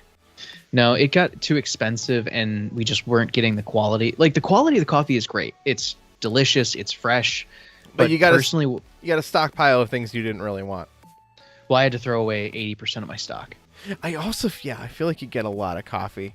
And this isn't a bash at Trade Coffee. Hi, Sean.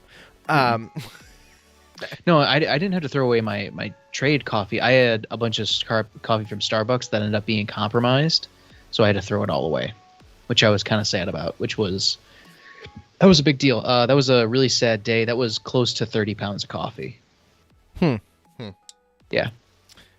I kept it in best conditions. It just didn't work. Oh, I can actually point out a couple of these that I've had. I had the Alma coffee. That was actually what I used in that video. Okay. It was a good coffee. Didn't really make a great espresso. I had the Funky Chicken. That one was okay. It was all these coffees kind of fall within the same level of they don't really have a lot of flavor. They're basic. Is kind of what I get. But so personally what happened was it got too expensive. They weren't super great. And I found a coffee shop that actually roasts its own beans.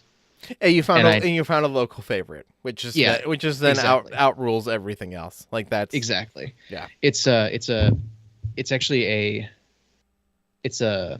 trying to remember their names really quick. I'm going to hate myself if I don't remember. Andrew and Devin over at the Black Key Coffee Company in Avon, Ohio. If you have a chance, definitely go check them out. They're amazing. It's just a 2-person operation. Sometimes their mom helps, or I think it's her mom helps. I love when there's a family member just running everything. Yeah. It was so cool. They're super nice people. Amy and I went over there, talked to them forever. Their son Newt is so cute. He's an infant, but he's just like a little sack of potatoes, basically. But yeah, it's a small operation, but Andrew roasts all the beans that they use, and you can buy the beans there. It's really inexpensive, and the quality, personally, is unmatched. Right. Which is so impressive to me. I've had good coffee, and then I had his coffee, and I'm like, yeah, I'm not buying beans anywhere else. How do you feel about McDonald's coffee?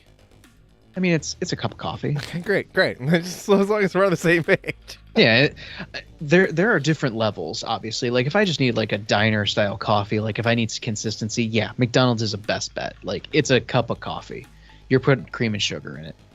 If you want a quality cup of coffee, you're gonna have to find a place that not only you can agree with, but also has that quality. Like, for me, that was them. It's time for this, Curtis. What? The Dunkin'. That was really loud. Hold on. Dunkin'? Dunkin'. Oh, the Dunkin' bitch sesh? Dunkin' ruins their rewards program. Yeah, I'm not about it. Hey, Dunkin'. What in the actual F? Like. Yeah. Listen, we have done nothing on this channel but support Dunkin'. We love Dunkin'. I still like Mike Dunkin'. The Charlie Goldfeld is disgustingly good. Here's the problem though, Dunkin'. Your new rewards program is atrocious. It's not even like okay for Rachel and I to earn to earn 2 free coffees, right, for each other at the quality and like the level, because different points earn you different kinds of drinks, which is also just another level of stupidity. We'll get there. Just to earn the 2 drinks that we really like and are like would be real treats for free coffees are it's going to take 6 months. It's going to be $180. Yeah, $180 in 6 months to earn those 2 free drinks. Mm-hmm. So you know why they moved to that model, right? So they can make more money. Well, it's that, and that's also how Starbucks has theirs. It's gross. There's levels. Yeah, I hated when Starbucks moved to it. I was really upset when I got a Dunkin', like I updated all my apps and the Dunkin' app updated, and that was the first thing I noticed. Yeah, we saw this update coming like 2 weeks ago, and I just kind of brushed it off because it kind of was like a rumored leak. Yeah, I don't know, still leaks. It's really stupid. It's awful. That's awful. It sadly makes me want to go to Dunkin' less. They're opening a Starbucks closer, and it's technically on the way to the Dunkin'. I would just like to say that, and not that Starbucks is any better. Oh yeah, I remember. But like, hi Dunkin', screw you. Dunkin'. Yeah, like why would you? The problem is like why would you break something that didn't need fixing? Yeah, you know what? The free drinks were a great perk. They were a reason to go there. Sure, people like I was taking advantage of it, getting a much more lavish drink that I'd normally get for my 1 free drink. But you had like loyalty in the customers. Yeah, but I also came and bought a bunch of other $6 drinks plenty of times. Absolutely. Same. To earn 1 free munchkin. Okay? To earn 1 free munchkin, you need to spend $5. That's you don't get to get just one. You have to get 3 munchkins. But yeah, it's $15. Yeah, you have to spend because every $10 you spend is 10 points. Right. So you have to spend $15 to get 3 free munchkins. Yeah, I'm not happy about it. No. Nope. You know what I'll never get ever again? Another free drink. Yeah, I have one on my app right now, and it's like, all right, better make that one count. Yeah. Because it was like carried over from before. Right. We have one free drink that'll carry over. Mm-hmm. You've done messed up, Duncan. Yeah. And I'm calling you out for it. I'm not going to just sit here and pretend like it's okay. Like, No, it's not okay. I want to build a relationship with you. We are the Snack Network. We taste new things so people don't have to. Like, this is not the direction of which I'd like to be talking to you. But No. you also messed up. You done fucked up. Really sucks, but yeah, that's just what happens, unfortunately. I like the. To be honest, I actually learned something about McDonald's on a positive note. I found out that their coffee, like their iced coffee, comes with cream by default. Yeah, it does. I did not know that. Oh, I did. So when I ordered like a McDonald's iced coffee, I would say, "Oh, could I have that with cream?" Not knowing that, oh, it's already got cream. So they've been adding extra cream for me. Oh, and I've been wondering, like, why is this coffee so fucking weak? creamy, so creamy. It's like I basically am drinking milk, and then I was like, oh, it was actually after Oastfest. I went to McDonald's and I was like, hey, can I get an iced coffee with caramel and cream? And she's like, it comes with cream already. Do you want more? I'm like, what? Yeah, no, It you comes can with cream? just Are you shitting me? I love it. You can just order an iced caramel coffee. Yeah, and it comes with it. And they just give it to you, and it's exactly the way I like it. I don't have to change a thing about it. You don't have to add sugar. Nothing.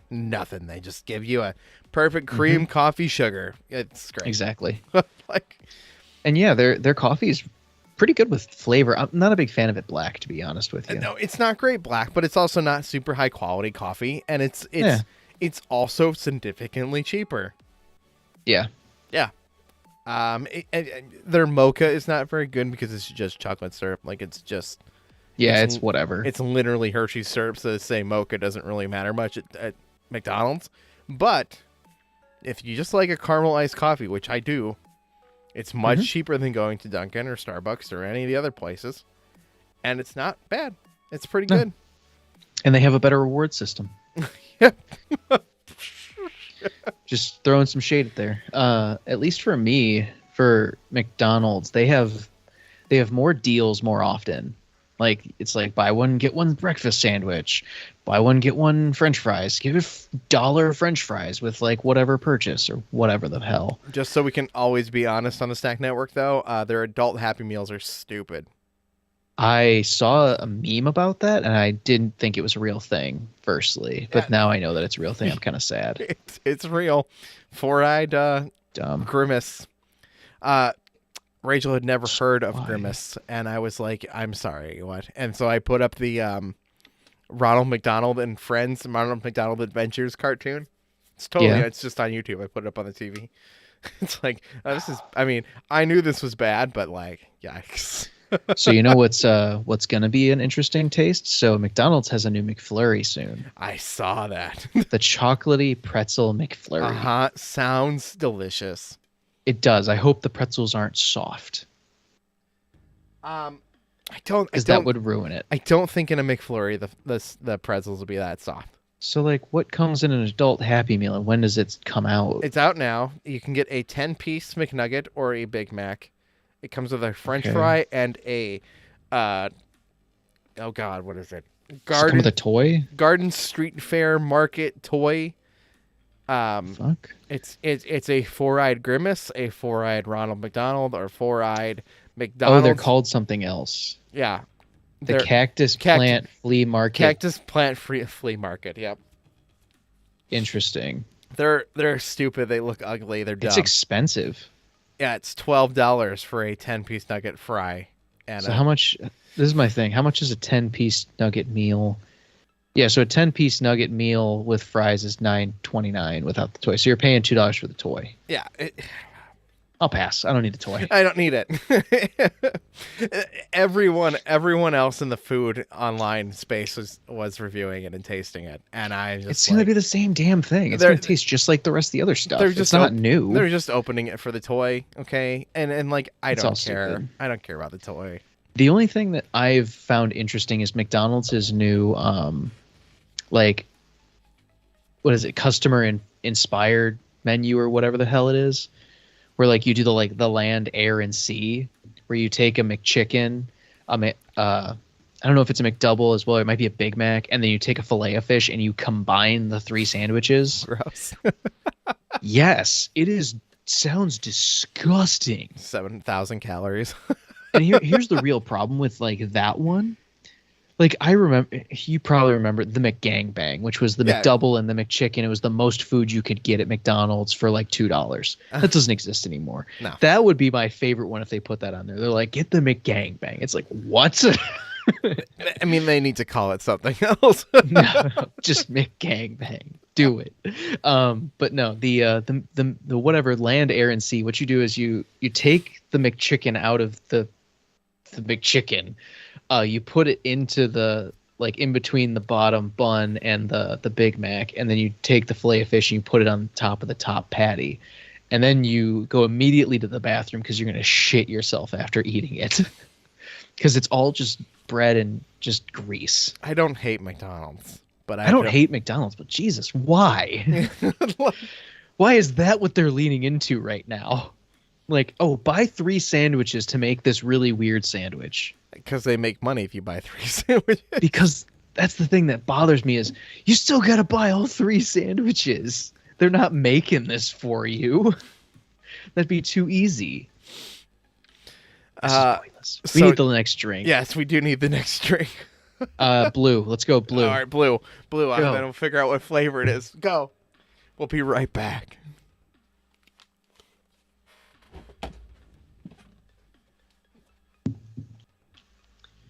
Dave wasn't aware I was already ready. I think this is the one Dave actually wants to do. That's the half and half. Oh, excuse me. These are all I mean with black tea. I'm not excited about any of these. The Lover Boys. Lover Boys.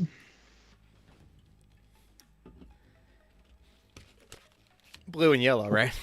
What's up, Lover Boy? Blue and yellow, right? Yeah, blue and yellow. It's the half and half, so it might be good. This one has 2% juice in it. Iced tea and lemonade. Oh, that gives me some faith. Yeah. All right. So before we do it, I actually have a question. One question for us. All right. Or do you want to open it first? The next question. All right. So this one is specifically about iced tea. So, what percent of the tea consumed in the United States is iced? So is it 50%, 60%, 70%, or 80%?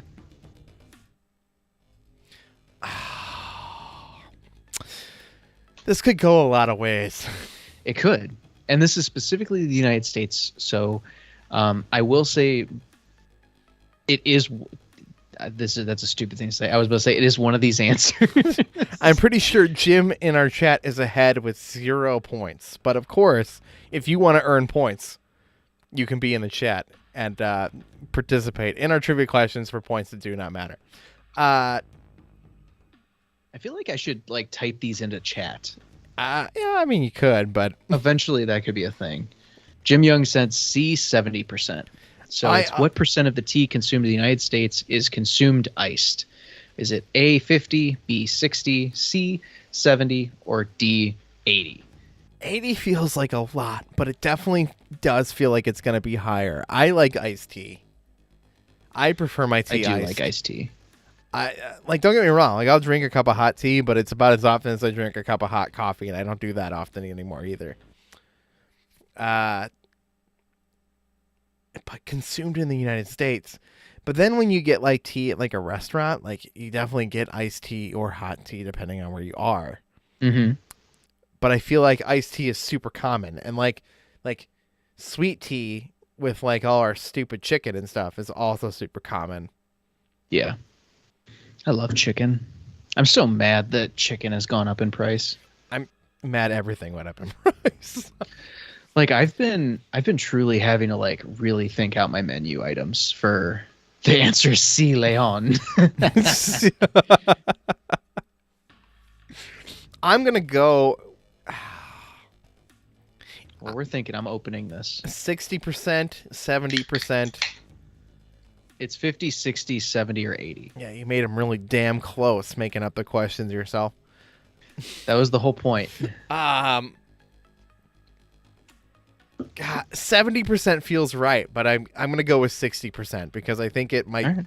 I think it might just be ever so slightly iced tea more than it is regular hot tea. This doesn't smell bad. This doesn't smell like chapstick like smells, the other one. No, it does. It just smells like lemon. Like, honestly, like a lemon tea. Yeah. So, last time I'll ask, what percent of the United States, or what percent of the tea in the United States is consumed iced? Was it 50%, 60%, 70%, or 80%? And then Dave, cheers, if you would like. Yeah, here. Because there's not much to say about this one. It sounds like it smells like iced tea and lemon. We've got Lee in the chat. Hi, Lee. Hi, Lee. Oh God. Oh, it's good. That's actually really good. That creeped up on me a little bit. It's sweet. It's definitely Ooh. It's definitely a sweeter beverage, but it has is the aftertaste of dirt. I like it. I don't like dirt. The answer is actually D, by the way. It's 80%. I tried not to lean that hard. It makes You gotta think about the South, man. I did with the chicken. All of it's iced. The sweet tea is so common. Sweet tea is in the United States. Sweet tea is so common in the United States that like McDonald's has sweet teas for $1 still, I think. Yes, that's one of the only. Yeah, they do. But no, in most of the world, iced tea is like weird. Like they look at us and they're like, "You drink it cold? Why?" Lee gotta brew it. Lee is in our chat. Lee, what's up? Lee Navarro. Hi, Lee. This segment of the Snack Network Live is brought to you in part by my Extra Life fundraiser, where I'll be raising money for Children's Miracle Network hospitals. There is a link in the description where you can donate to my fundraising page, where I'm trying to raise $1,000. If I do $1,000 for Rainbow Babies UH, I will eat the one chip challenge. And if I hit it in enough time, like a reasonable amount of time during the event, I might do it at the event with Skinny Matt. Right? Oh, that would be hell. It would be hell. I might die, and then I'll come back and I'll do the regular one with Curtis with me. From last year. So I'll die twice. Stale, baby. Yeah, super extra stale because it was stale. We'll just put some hot sauce on it. It'll be less stale then. I honestly think that. We'll put some help. Frank's Red Side on it. It'll make better. Yeah. So I'm gonna do the one chip challenge. If I hit that fundraising goal of $1,000, but you can make any sort of donation that you want over at thesnacknetwork.com/extra life is the easy way to go there. Get the link in the description, or you can go to my Facebook page, either one, and make any kind of donation you want. And it supports Children's Miracle Network hospitals. I'll also be playing video games live from Rome, New York on November 5th for 25 hours straight. Thanks to Lee Navarro, fearless leader of the Phoenix Overdrive Extra Life team in Rome, New York. Okay. Woo! Dude, go make a donation. Good job. Good job, Dave. That didn't sound like scripted at all. That was a pretty solid read for not reading. It was a really good read. For not reading anything. Yeah, just out of your ass. That sounded real good. So I am hating on these a little bit just because I'm snooty about tea and I've gotten to that point. This isn't horrible. It's not to the quality I'm used to. The black tea is good. It's like you said, similar to a Lipton. I feel like it could have a little bit more lemon in it. I think it's a little better than a Lipton tea. Let's. It has a flavor I can't put my finger on. It does have a nice flavor to it. I'll give it that. It's definitely not like the quality of like an Arizona tea. The lemon is very nice in here though. Mm-hmm. Like it definitely is a nice lemon taste. So comparing this to another one we did, which was the Truly teas. I would take this any day over that. Oh, I was going to say, I swear to God, if you say you want the Truly teas, I'm ending the stream right now, being like, no. It's like we're done. You're out. You're done with the Snack Network. You're not allowed to come back. Don't come over tomorrow. You're just bashing something to bash something because we said you like everything. No, I'm trying to be more critical because I know I sip things that go, ooh, every time. So I know it's just me. It's just I'm excited about things. Listen. So for me, this is definitely one of the better tea seltzers out there. Like this one, I like way better than the other one. The other one is a little more medicinal. I could easily drink this on like a hot summer day. Just be like, I listen. The last one did taste like medicine, but that also isn't entirely a bad thing. If you're one of those like freaks like me who kind of like doesn't hate cough medicine, like. That's not really an insult. Like, it's not so bad that this one is particularly good. The lemon flavor in here is nice. There is a little bit of, like, an aftertaste. It's not 100% great, but let's remember that this is a lemon-based alcoholic tea beverage, right? Yeah. And, like, so what our competition right now, right, is the Truly ones. Mm-hmm. And Twisted Tea. And it's way better than that. Vastly superior to both those. That is an easy statement to make and agree with. And so it's like if you're kind of sitting here going like I kind of like Twisted Tea, right? Like then I'd say go try these. And I think these Loverboy, hold on, wait for it. Loverboy. I think you'll like these. Like I think they're actually so far. I'm 2 for 2. I would drink these again. I have another 4 of them because I thought Rachel would be here for this stream tonight. So where is Rachel? I miss her. Rachel is with work friends. So good for her. Yeah, it's fine. But like oh god, we did because these came in packs of 8, so it was two packs. Oh, gotcha. Okay. So of all the flavors. So you, Jeff, me, her. So there was actually a full round. So there is an extra round. So if I want to torture someone. All right. So I got another question for you. So, David. And the chat room. And chat room. What type of tea has the most caffeine per 8 ounces? I know this answer, but go ahead. All right. But do you? I do. So is it black tea? Or A, black tea, B, green tea, C, mate tea, or D, white tea? Okay, that mate tea is like some breed of cat, everybody. I just want Of course, if you're in a chat room, the points do not matter, but you can earn them. What was the last one? I was totally pretending like white tea. White tea. I think I actually know this answer. All right. But I want to allow chat. Oh, you put it in the chat. I'm working on it. This also allows me to like work on my typing skills a little bit. A little speed type test. I'm not good at speed typing. Mario teaches typing. With Chris. I'm not. With Chris Pratt as your voice actor. I wish that'd be nice. I also still look at the keyboard, so it's kind of. Did you see the Mario trailer? No, I have not, but I'm excited about it. It's out. I mean, it's. I heard that Chris Pratt is Mario, right?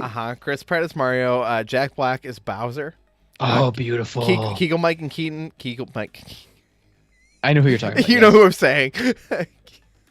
All right, so we got Jim Young saying B, green tea. It is green tea. I'm going with Jim Young. It's green tea. And I remember learning that, thinking, oh well, I shouldn't drink green tea.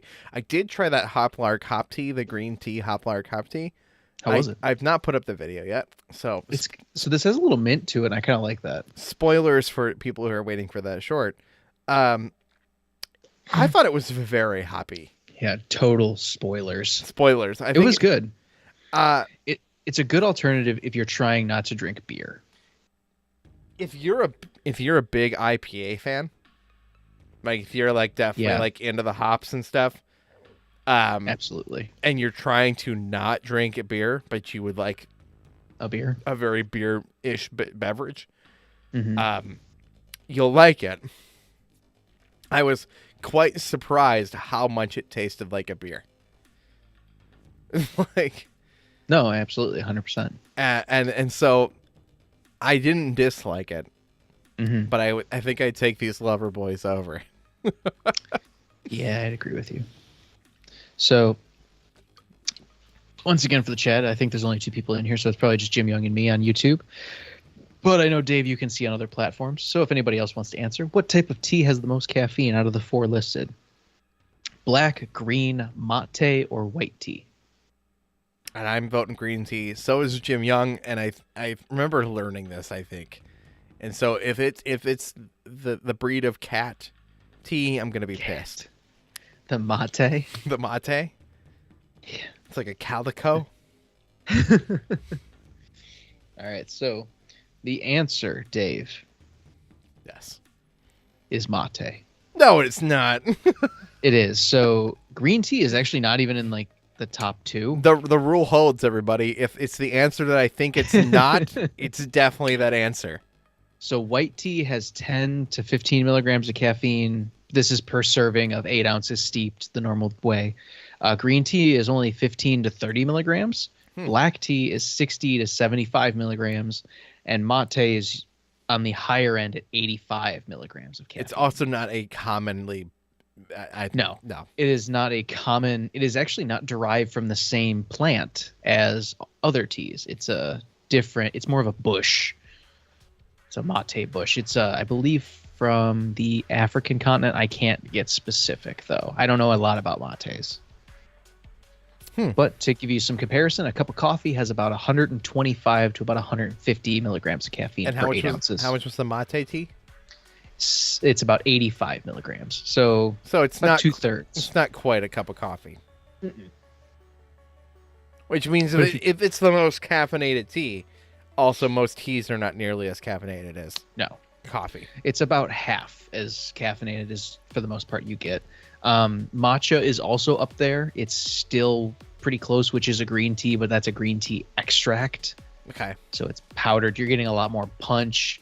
And actually, some fun facts about matcha, if you want to know, Dave. So it's ground up green tea leaves. Then you bake it with water into a paste and you bring it out. It's actually filled with vitamin C, A, and K, and E, and a bunch of antioxidants. It's super good for you. And they actually... There's a lot of people who drink that, which helps with their, surprisingly, with ADHD. Oh, weird. Yeah, because so you get the, how did I say it at Tivani? You get the stimulant, without the jitter feeling, without the crash. Okay, so should I be drinking matcha lattes? I mean, they're really good for you. You're eating the tea leaves, basically. If it's a matcha latte, from Starbucks, you mean? They make them at they have them at Dunkin'. They have a pumpkin spice matcha latte, or that's what it is. I wouldn't be able to speak on that. That's what it is, right? That's a new Dunkin' drink. I tried it. It's a pumpkin spice matcha latte, I think. That sounds cool. Actually, I might try that. I think it is new, but maybe I'm mixing this up. Maybe I'll get that with my free drink. It's definitely different. It's very sweet. Okay. So I don't know if they add sugar to their matcha. So the way I buy matcha is I buy a ceremonial grade or like a second to highest grade. It is a little bit more expensive, but you only need a teaspoon. Okay. And you get like 30 servings out of like, say it's probably like 15 or $20, depending on where you get it. Why can I not confirm what this beverage is that Dunkin' has? Whatever it's a new pumpkin spice latte. It is not it's definitely it is just the new Dunkin' fall drinks. It's pretty good. It was definitely a very different taste than I expected, but I would recommend it. Speaking of Dunkin' again, pumpkin spice matcha latte Dunkin'. Yeah, it's in TikTok. There's some TikToks. Oh, it's straight up. How does it look so green as my... Oh, no, that's just a regular matcha latte. Yeah, it's definitely a little bit of a different color. It looks like vomit. It wasn't quite that bad in person. It doesn't. Some of the pictures look real bad. See if you can find my video of it. It looks like a nice coffee, honestly. Snack Network. The Snack Network. Tasting stuff so you don't have to. I say, Dave, you know it's hard for me to find frickin' anything we post now. It's because making me do it. It's buried deep because we're not popular enough. No, because I don't have access to our crap, so I can't really like look it up. I can't look it up at the moment either. If I could get the channel, though, I'd have to open up the YouTube channel. Yeah, I was Well, like, whatever. can I play I'm not it? that worried. I can't play it. I don't have it anymore. It is an old video now because it was like the beginning of the month. The best fall Dunkin' drink is the apple spiced refresher. That's the apple best. Spiced refresher. That sounds interesting. Yeah, actually. it's a spicy apple refresher. It's good. The chai tea latte with pumpkin cream cold foam. Is that the new one? That's the one from a month ago. Yeah, that makes more sense. Yeah, that would be tasty. Yeah, it's good. It's just chai. Amy actually got one of those, so she gets it with chai, pumpkin, and a shot of espresso. It's real good. I actually think real good. I think actually with a shot of espresso would actually help. Mm-hmm. I think it like rounds it out. I think it needs a little bit more of that taste. Yeah, no, I agree. So, I got another question for you. Oh, okay. Do I have a chai tea question? No, wait. I have a matcha question. Okay. I'll stick with that. All right. So, where did Amy put it? Amy wrote a couple questions too. Oh.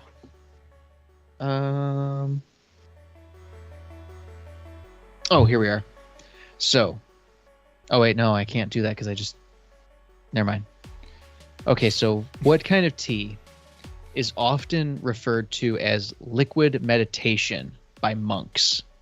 Is it masala chai, matcha tea, oolong tea, or golden snail black tea?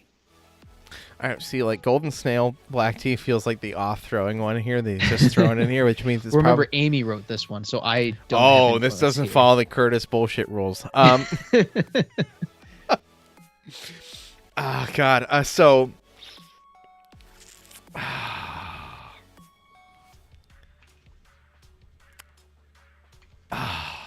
Say my choices again. So, which one of these is often referred to as liquid meditation? So it's, where is it? Masala chai as A, matcha tea B, oolong tea C, or golden snail black tea D. Oolong tea feels like the most stereotypical choice here, and I don't know why. It feels like it's something that like Wong would say in Doctor Strange. I gotta say, I've been watching She-Hulk. I've been watching She-Hulk as well. No spoilers. No, I didn't watch the one this Thursday. I was doing something else. It's so good. I mean, it wasn't the last one wasn't the greatest banger because it was kind of like a filler episode until the end. The second to last episode, most recent episode, was definitely a filler episode. I'm quite enjoying the show overall.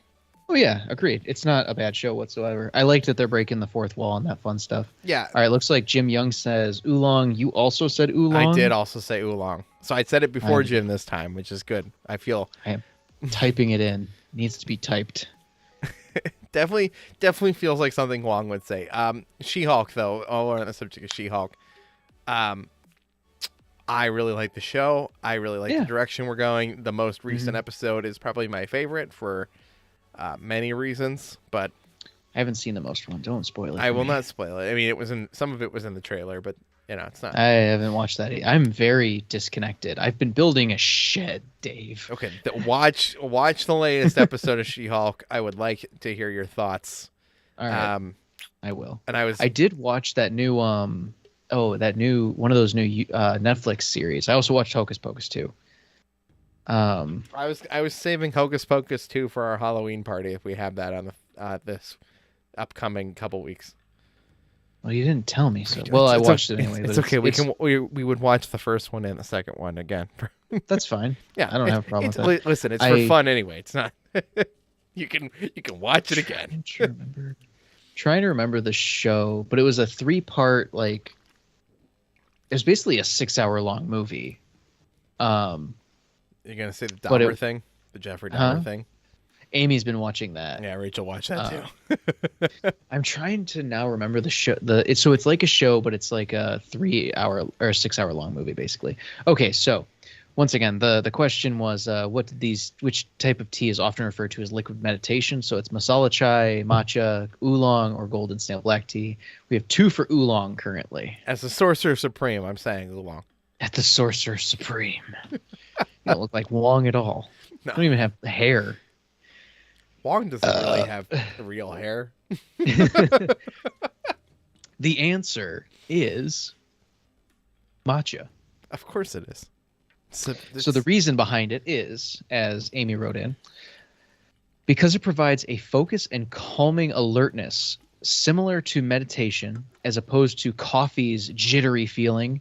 Matcha is the only suspension tea as it never technically dissolves because it's a leaf that's been like powderized. It just kind of holds within the water. Fun stuff. I rang Jeff again because I have finished tea number 2. All right, what color? Hold on, I'll go grab a color. Okay, you go grab a color, and I will run an ad. Maybe. A flick.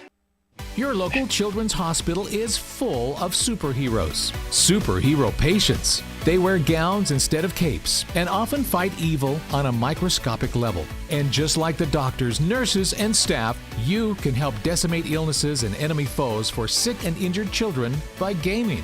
Join Extra Life, a community of 50,000 gamers that play games and heal kids. Register at extra-life.org. And I'll be playing an Extra Life in Rome, New York. To raise money for Children's Miracle Network Hospitals, you can make a donation to the link in the description for any amount that you would like to help, or you could join the team. You still have time. You could join, and you could play games. All right, I have another question. Okay. Oh, also, I got the green one. Okay, I'll go grab the green one. And then I'll ask the question. Okay. All right, cool. I knocked my microphone down, I noticed. Oopsies.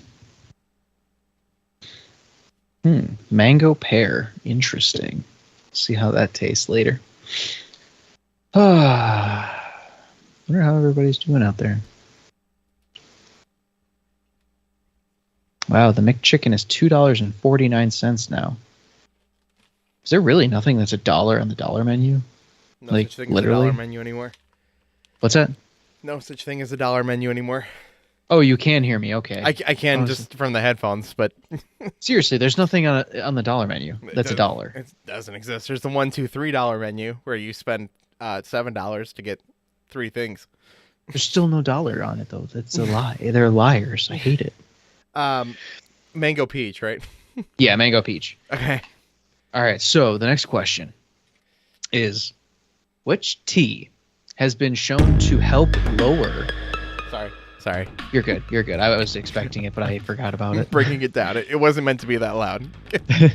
You're good. Which tea has been shown to help lower LDL cholesterol? So I think that's low lipid, whatever. It's the bad cholesterol. Okay. I'm not sciencey. This is the one Amy wrote. She's a nurse. I'm not smart. So it's A, black tea. That is really bad. This is also a different keyboard than I'm used to. Okay. B, chamomile tea. Chamomile, but whatever. C, green tea, or D, white tea.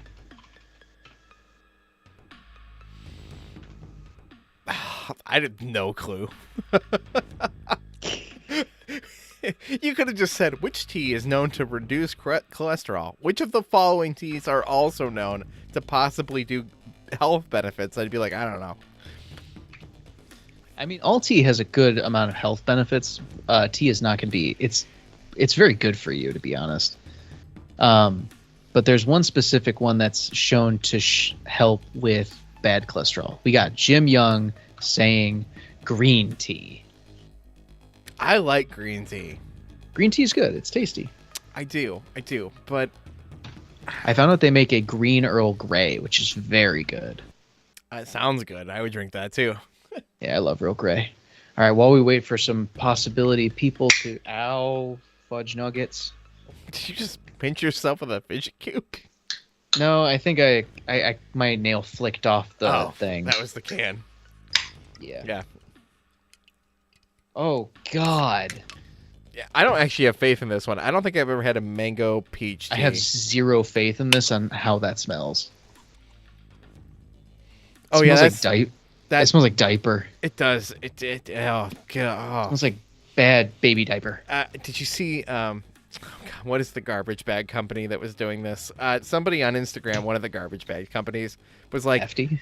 I want to say it was Healthy, but it probably wasn't. But it might have been. Who was saying we have a Christmas, like a cranberry, like a Scented garbage bag. Scented garbage bag, and they're like, good. And it sold out. Like it sold out in 5 seconds. I think it might have been pumpkin spice. And they're like, here you go. And then they're like, check out our website for our other things. You know they have like 15 different scented garbage bags. Yeah, my garbage bags are Febreze scented. Yeah, Febreze. Did you know they make 15 flavors? Oh my god, you can still buy these. Did you find the garbage? Oh wait, bags? no, these are orange flap. Never mind. Oh, okay. Hefty's newest trash bag smells just like pumpkin spice. I was right. It was Hefty. It's pumpkin spice though. My god, that's a little intense. Hefty introduces pumpkin spice. My god, that's hilarious. All right, Curtis. Oh yeah, the answer of the question. Beverage bodies, we try drinks. Oh, we're trying the drink. Got it. Sorry, I'm like out left field over here. Cheers. We'll cheers this, and we'll let the chat try to figure this out. I don't want to taste it. It smells so bad. I mean, it's not good. Oh no. It doesn't taste much like tea, honestly. It just kind of tastes like. If I plugged my nose because I didn't want to smell it, and then the first taste was fine, and then it got so much worse. I don't think it got that bad, but I don't like it. Well, from smelling it to then opening my mouth and allowing my olfactory senses to hit, it got worse. Yeah, no, definitely not a fan. Loverboy. Loverboy. That could be so much better. Peach mango. That's an absolute no. Oh, that's a no. That is a no for me. Checking out these pumpkin spice bags. The answer to the question. What was your answer, Dave? I don't know. It was what tea lowers bad cholesterol? Black, green, chamomile, white. Chamomile. The answer is green tea. Of course it is. Jim Young got it right. Jim Young gets a point. Leading by 1. I think that's in the lead. I think that's literally where we're at. Yeah. These are difficult questions. I didn't make this easy. That's no fun if it's easy. Yeah, that's the point. All right, so. That is nice. All right, I have a fun one. So what? All right. Jim Young's the only one. I don't need to type this crap. So I'm not doing it anymore. I'm done. I did a few. If I had it typed out already, I'd just copy and paste it. That'd be easier. But I'm literally typing this. I'm not that fast. No, you literally hand wrote these questions. I'd like people to know that. Yep. Yeah, they're handwritten questions. So he should have typed them, but that's his fault. No, I wanted to write them down. That way I could erase. I don't know. This is my life. You have a printer. Okay, so your printer works. My printer tells me that there's an obstruction in the way. Fair. My printer does work. Okay, so what percentage of the United Kingdom drinks tea daily? Oh. Is it 63%, 72%, 40%, or 89%? Are they as addicted to coffee as we are? See, I don't know. That's a good question. Like Dave. it's a stereotype question, right? Like, I mean, 80% of the United States tea is freaking iced. yeah, right. From our perspective, we assume that the entire United Kingdom is drinking tea all the time. That's fair. Yeah, there's those jokes on TikTok where it's like, well, how does an Englishman take a shower? Well, just like everybody else, you get in the nice and wet, then you grab your tea bags. Jim Young says 89% of the UK drinks tea daily. That took 2 seconds to show up on my screen. I agree.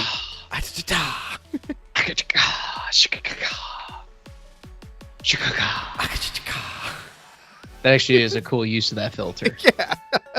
I have like 100 filters, and that's the only one I use. That's fair enough. I have to turn a knob, and switch it. So yeah, 63, 72, 40, or 89. I agree with Jim. I'm going to say 89, but because I don't want to agree with Jim anymore. What is my choices? 62?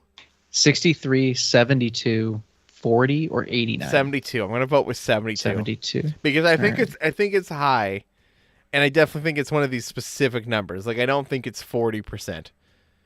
Okay. But that feels so random in that selection that it's also potentially possible that it could be 40%. But if my American stereotypical brain is that everybody there does, right?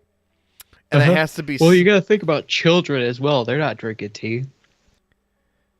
Are they though? I don't know. live there. I don't. Right. I didn't go over there, take a poll real quick, like go around, ask 100 people, do you drink tea daily? No. Okay. There's one for no. All right. How the next person? Yeah. I don't have like to be fair, I don't have an actual perspective. I have a dumb American perspective. Yeah. But I don't want to just agree with Jim Young and say 89. So I'm going to say 72. 72. All right. The answer is 63% of the UK drinks tea daily. See, that seems realistic. Yeah, it's pretty realistic. It's a good amount of the population still, though. Right. It's stereotypical for a reason, but it's also not that true. Like, yeah, it's the same way that like we assume that all Americans drink coffee, and like, yeah, we straight up do. A lot of Americans do drink coffee, but is it 89% of Americans drink coffee? Absolutely not. Okay, so here's a fun question I have. So, what country in the world, of all the countries... Hold on. In the world. Okay. Consumes the most tea per capita? So all these countries in the world. This one was supposed to be left open, but there's too many countries. So is it Kenya? Is it India? Is it Indonesia? Or is it Turkey? I think it's Turkey.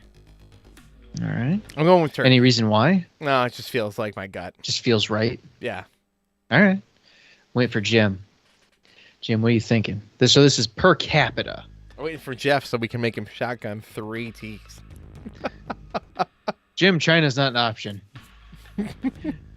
What are you giving me, China? China. It's Kenya, India, Indonesia, or Turkey. It gives me China. Not even an answer, Jim. What are we doing? Yeah, but this mango's really gross. Yeah, no, it's not good. Sorry, Loverboy. The smell is in my mouth is the problem, and I can't get it to go away. I like the other two so much that this one is extremely disappointing. I will drink the other two. I got seltzer on my face. I would turn this down. Yeah, I would send this back. I don't know if I'd send it back, but if I were at a cookout and I opened it, I would hand it to someone else. I would secretly pour it out and try to get something else. Secretly go inside with my beer, take a quote-unquote pee, and just dump it in the toilet. All right, so the answer... I would like to know what color these are, honestly.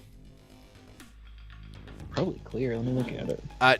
Jim said Indonesia. They're all like an off, like amber color, like a very light amber color. Okay. So the answer. So you said Turkey. He said Indonesia. Uh-huh. The answer is Turkey. What? All right, now it's 1-1, Jim. Let's go. Let's go, bro. Let's go right now. Right, you and me. We're gonna throw down. Yeah. So Turkey, surprisingly, drinks of almost 2.5 pounds per person per capita. It's a very, very tea enjoying culture. What's per capita mean? So like per little city in the country. If we're going per like what's the largest amount of tea drank by country, it's India. But they drink like, because there's such a high population of people there, that's why I went per capita. So yeah, it's a different statistic. Exactly. All right. That's like saying which country produces the most use of plastic bags. Yeah. Right, and like it's obviously the U.S. because we're awful. Sure, it's not China. Well, I don't know how much plastic China uses. They produce a bunch of it, right? That's fair.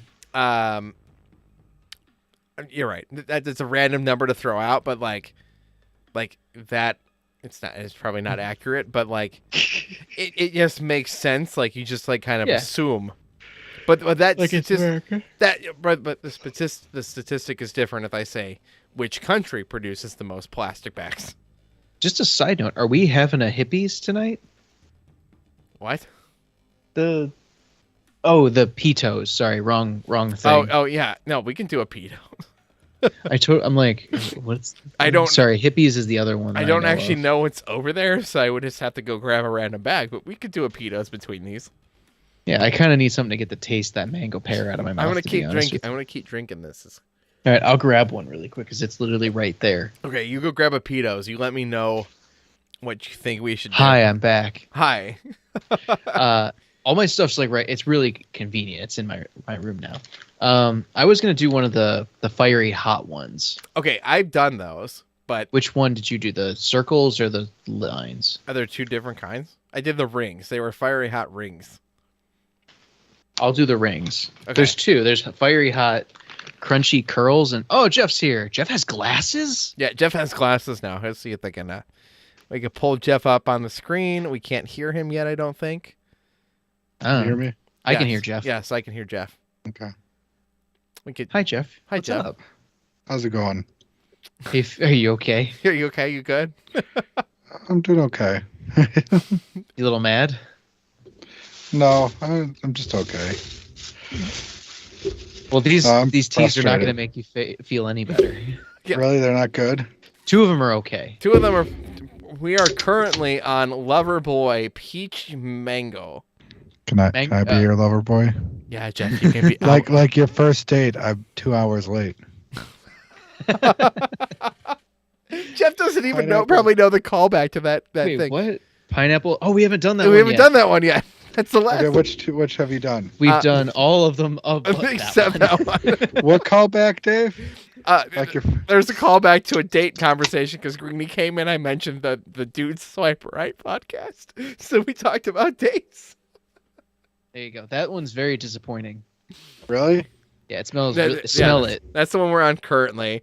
I'm about. I said it smelled like baby diaper. I need to catch up, don't I? Yeah, you do. I'm halfway. Okay. I'm halfway through this can. Oh my god. Oh, he's actually going for it, everybody. He's just destroying it. I mean, that's the only way to drink that one. Chuggability. I think he finished it. One out of what? Like two? Did you finish that can? Yes. Okay, good job. Why? Yeah, Jeff can put him away, Dave. Like, I don't know what you're thinking. Like, I'm not surprised at all. Jeff just kills things. Half and half? That one's good. That one's actually good. I think that might be my favorite one so far. You do not have to chug it. I mean, these are the lowest calorie drinks we've ever had, so he might. If we're gonna chug something, it'd be this. Wow. Also, they say they're sparkling. That's a 1 as well. 1.1. The flavor was better. Woo! Yeah, I had glasses. I got glasses last week. That's cool. You look good. You look real good on you. Thanks. I made them myself. Nice. Did you get new headphones too? Steel. No, I didn't. It's probably glasses. Maybe. The glasses are making my headphones look different. They reflect blue a lot. They're like blue lenses. Gotcha. Oh, Jeff, so we've been going through some tea trivia that I wrote. Yeah. And so far it's Jim Young at 1, Dave at 1, and that's it. Yeah. So you can easily give me a trivia question. All right, I got you. Let's see. Okay, so what is the scientific name for the tea tree? Is it Methena Oh God, I hate all these. Methena dipina, chamomile sinus, whatever. Bacteria, or Kakateke? I like that last one, Kakatake. Kakateke. Sounds like something that happened in my toilet bowl. There you go. That's what I'm talking about. You know, what is it? Was this one Dave already answered? No, I haven't. No, this is a new one. Okay. Woo! All right. For our chat room, please repeat the About to question. catch up to you. Yeah, what's the scientific name for the tea tree? Is it Metha dipirta, chamomile sinus, whatever, bacteria, or Kakataka?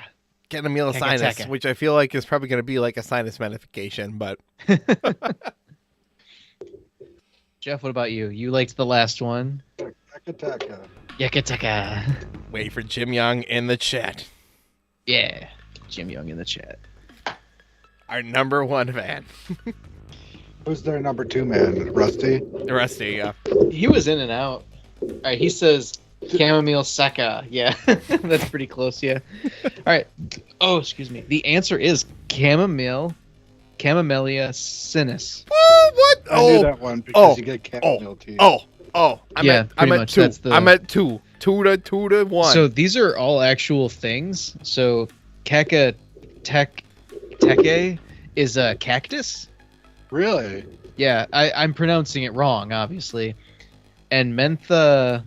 Oh shit! I don't remember what this. Oh, this is a tree. You should give him the first question that you gave me, which had an answer in it that was particularly annoying. Oh yeah, Jeff, you'll love this one. Yeah, just give Jeff this question. Which of these is not a type of tea? Pu'er, Darjeeling, Si Leon, or matcha? What was the first and third one? Pu'er and Si Leon. I know Darjeeling is a tea, and I know matcha is a tea. Yeah, matcha. Saint Leon. You are correct. Sea lion. Son of a bitch. I was Jeff. You watch Psych, right? Yeah. Yeah, it's a play on the episode with the sea lion. Oh my gosh. Because he's like, Sea Leon. I'm like, I gotta do this. Yeah, that was my little thing today. Goodness. I matched. All right. I'm at 1 point. Well, Dave's got 2 now. Yeah, I'm at 2. He's at 2. You got 1. Jim's got 1. For the first night. Or Jim's got 2. Jim's got 2 as well. For the first night in trivia history, Dave is not losing. Tied for first. Yeah, tied for first right now. All right, gentlemen, I got another one for you. Mm-hmm. So, this one, what is it? The mango pear reminds me a lot of kombucha because it has that weird funky smell. I'm just kind of pouring this down my throat. I don't pretty much. Yeah, you have Was to. the black cherry vanilla good? It tasted kind of like cherry cough medicine, but in a good way. Yeah, in a good way. So speaking of kombucha and scobies, so what does SCOBY stand for? So is it a system of controlled bacteria and yolk, a symbiotic culture of bacteria and yeast, a sweet community of bitter youth, or a synergetic combination of bacilli and Yersinia? Dude, the chuggability on that was a 0. It tastes exactly like watered down cough medicine. Mm-hmm. I think out of all of them, the half and half was the most bearable. Yeah, I like the half and half. Pretty decent. The half and half, then the cherry vanilla, and then this one so far.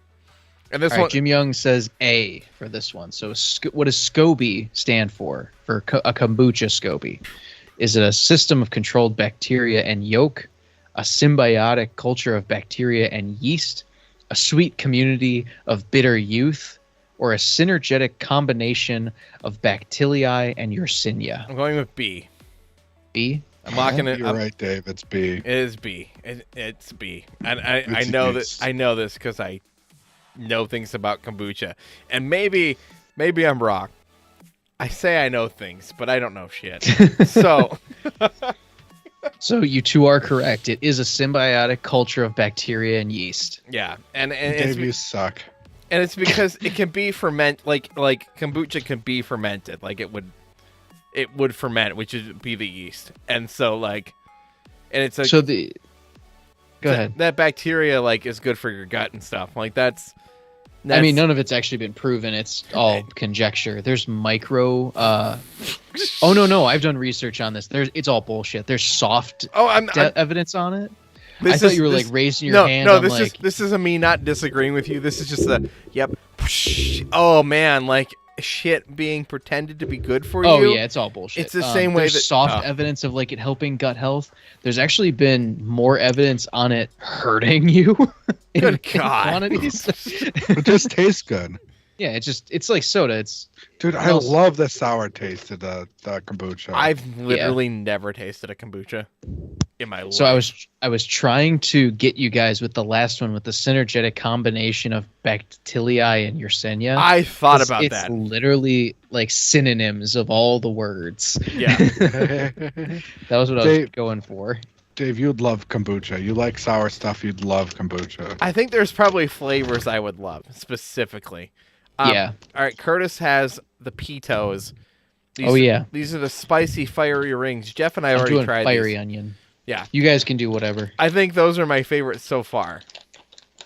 I'm gonna go see what pitos I got. These smell good. You talk about those pitos for the audience. Well, they're obviously super crunchy. Love that. Not really all that oniony, and also not super spicy, but very flavor. Not super spicy as I cough. I don't know. They have a nice smokiness to them. Light onion flavor. Really tasty. Onion? Uh-huh.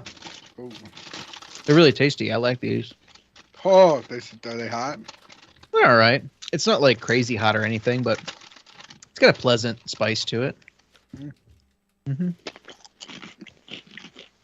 I think I like these more than the other ones, actually. Right? Almost like a pork rind. Like a little, like a what's it, chicharrone? Yeah. Who was the first person to like look at pig skin? You're like, you know what? Let's fry that shit up. I'll fry it up and eat it. Probably not a few people, actually. I'm sorry you lost your power, Jeff. I got the fiery rings just because that's what I had. Oh. It's a little bit rainy over here. Mm-hmm. And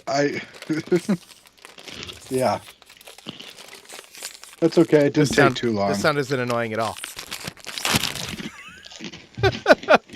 Yeah, Jeff, voice your frustrations. Let it out a little bit. That's what we're here for. Yeah. We're here to bitch at each other and do things. That was the worst part because my computer. Mm-hmm. It threw it off and it had to repair to boot up. Oh fuck! I hate that shit. Repaired just fine. It usually repairs just fine, but it just sucks. It's on a surge protector. It should be fine. It shouldn't have actually done any damage. Yeah, but it's still a pain in the ass. Dave, can I be honest with you? Yeah. It's not on a surge protector. It's not on a surge protector. Jeff. Oh no.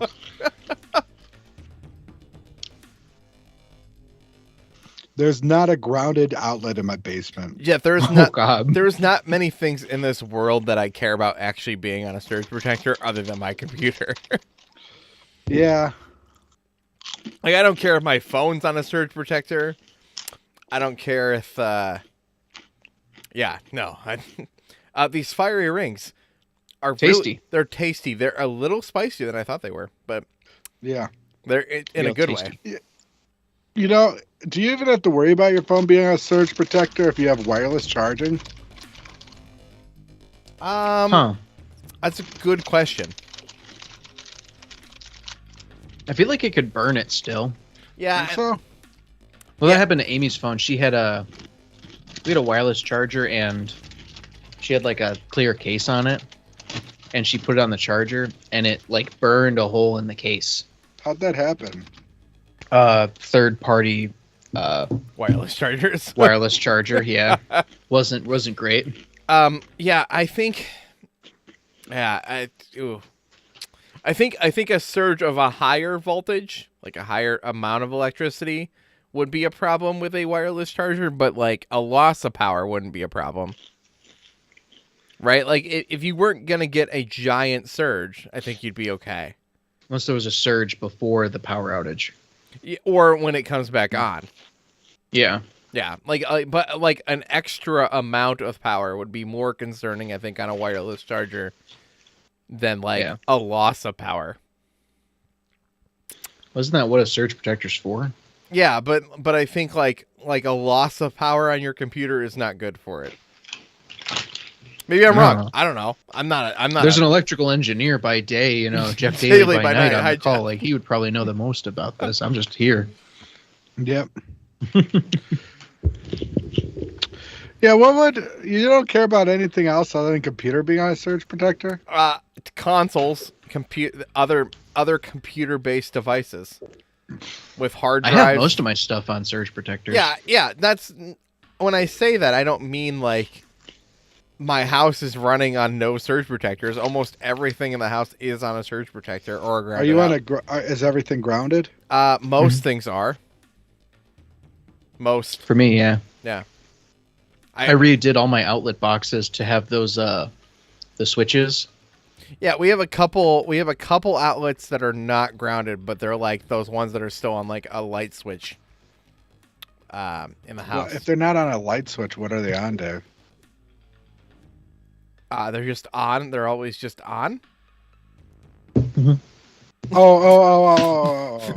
Yeah, like you have. I was thinking of a light not on a light switch. Oh no, I meant like they still require a light switch on in the living room to power the outlet. No, those are the most BS outlets I've ever encountered. Yeah, well, there's like there's a couple of those left that are definitely not grounded. Never in my life have I needed that ability. Have you? No, I think it's for lamps. I think like the idea is that you would plug a lamp in. Because that would have been one of the only 3 things you would have ever had plugged in as a lamp. What's the other 2? Game console, TV? Yeah, definitely in 1926. Is that when your house was built? No, it's the 40s. Oh, that's dope. Yeah, my dad's house was 1922. What else would be powered in the 40s except a lamp? A light? No, not even a lamp. A vacuum. A vacuum. And maybe. A radio, like a radio player. Yeah, like old school radio. But Jeff, I wouldn't plug a radio in right now and worry about it being on a surge protector. Because you can always go pick one up for like top sure? $5. Yeah, no, that's part of it. Did you guys know that you can still buy Walkmans from not like an actual like Sony Walkman, but like a cassette player from Target? No. A cassette player? Yeah, like in the store, you can get like a cassette player, like a portable cassette player. Where? Right now? Yeah, over at the Target by me, they sell them. Cassettes. I know. When was the last time you've ever been to a place in your life that has sold cassette tapes, and not CDs? I don't remember. And not CDs? No, and it sold cassette tapes, like albums, not like blank ones. I don't know if I've ever been to a store that actually sold cassette tapes. I don't think I'm that old. Not that, audio tapes are audio tapes. Not that I haven't been to a store that sells new cassettes in a long time. Yeah, no. They don't even really sell CDs all that much anymore. No, they make more vinyl records probably. Yeah, that's more of a thing. The audience is I would coming. still buy the CD. The audience is coming back for cassettes. Why? Because that's how nostalgia works, Kurt. Why cassettes, not 8-tracks? Because 8-tracks you can't rewind as easily, and portable 8-track players were like this big. 8-tracks are stupid. It's like, why did the Betamax not come back? Well, obviously. Yeah, because it didn't. It was never that good. Jeff, I have a specific question for you regarding tea. Yeah. Amy wrote this one for you. She wanted you to have this one. The Jeff question. So, the art of reading tea leaves is called what? Oh, Is it division? Or oh god, what's the name in Harry Potter? Shit, go for it. Divination. What the no. It's multiple choice. Okay. So it's folium scrying, tassography, It's scrying. terrascript, tea leaf reading. Wait a second. Hold the fucking phone. Tea leaf reading. Ah. What was the A, B, and C? So folium scrying, tessography, terrascript, or tea leaf reading. I'll go with D. What's the art of reading tea leaves called? I'm gonna say folium scrying. Tessa script, Terra script is just Earth script. So terrascript, tassography, folium scrying, or tea leaf reading. Tea leaf reading. Tea leaf reading. Tea leaf reading. Tea leaf reading sounds so obvious. No matter what the answer is, I'm not wrong. Dave, go get your pineapple hibiscus. I did. Scrying. I grabbed it. Folium scrying. Okay. Jeff, what was your first answer? What did you stick with originally? You've gone across the board a little bit. This is so good. I may have thought about Terra script. As like it's Earth, yeah. So yeah, it's tassography. Tassography. That makes no sense. So I have to Who's look it up. Tessa? Why she's graphing? So, do you have a lover boy? You know, this 100% fits the movie we just watched for the Flick Network. Oh, I was gonna bring that up. Tassiography, also known as tassiology or tasiology, is the divination or fortune-telling method that interprets patterns in tea leaves. Yeah. I want to look what terrascript is.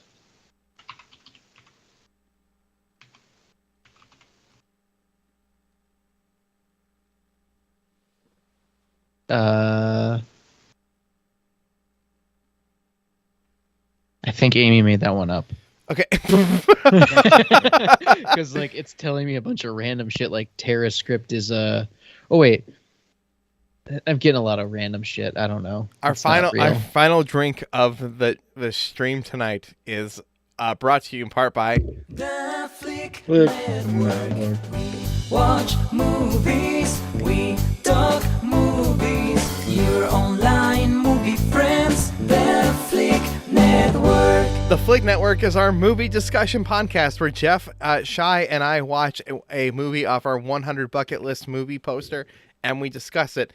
All the episodes that we've been recording and not posting are now scheduled for the next 6 weeks to come out on Sunday nights at 9 p.m. So everything is already scheduled all the way until November. You can see all the movies we're going to watch based on the titles.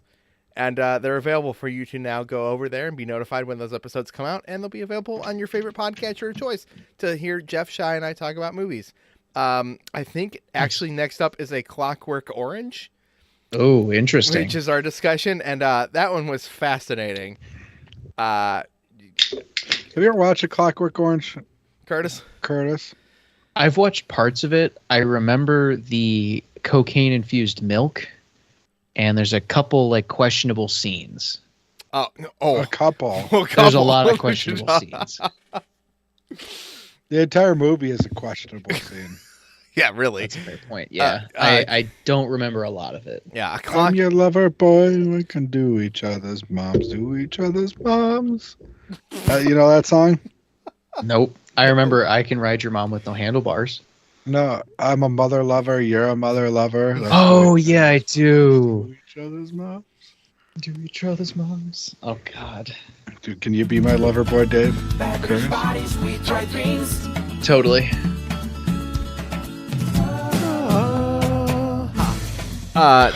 Final drink is our Loverboy Pineapple Hibiscus. This one doesn't smell like ass. I have not opened it yet. I'm going to open it right now. I didn't know what ass smells like. I mean, I've smelled my own ass before. Yeah. What? You don't just get down there and like. I've not gotten within 5 feet of my ass. How far away is your head from your ass? I think that's pretty false, Jeff. I've separated it. My ass is actually over there. I took it off. Yep. The pineapple Fair smells enough. good on this, actually. It's not bad. Pineapple hibiscus. Pineapple hibiscus. Hibiscus. Tabascus. Cheers, Cheers, everybody. gentlemen. Cheers. Wonder what it's like chugged. Not great. It's not nearly as bad as the last one, though. It See my smells cat in the sweeter than background? it is. No. There's a sourness on this from the pineapple that really does help compared to the other one, though. It tastes like water. This one's like the water version of the tea.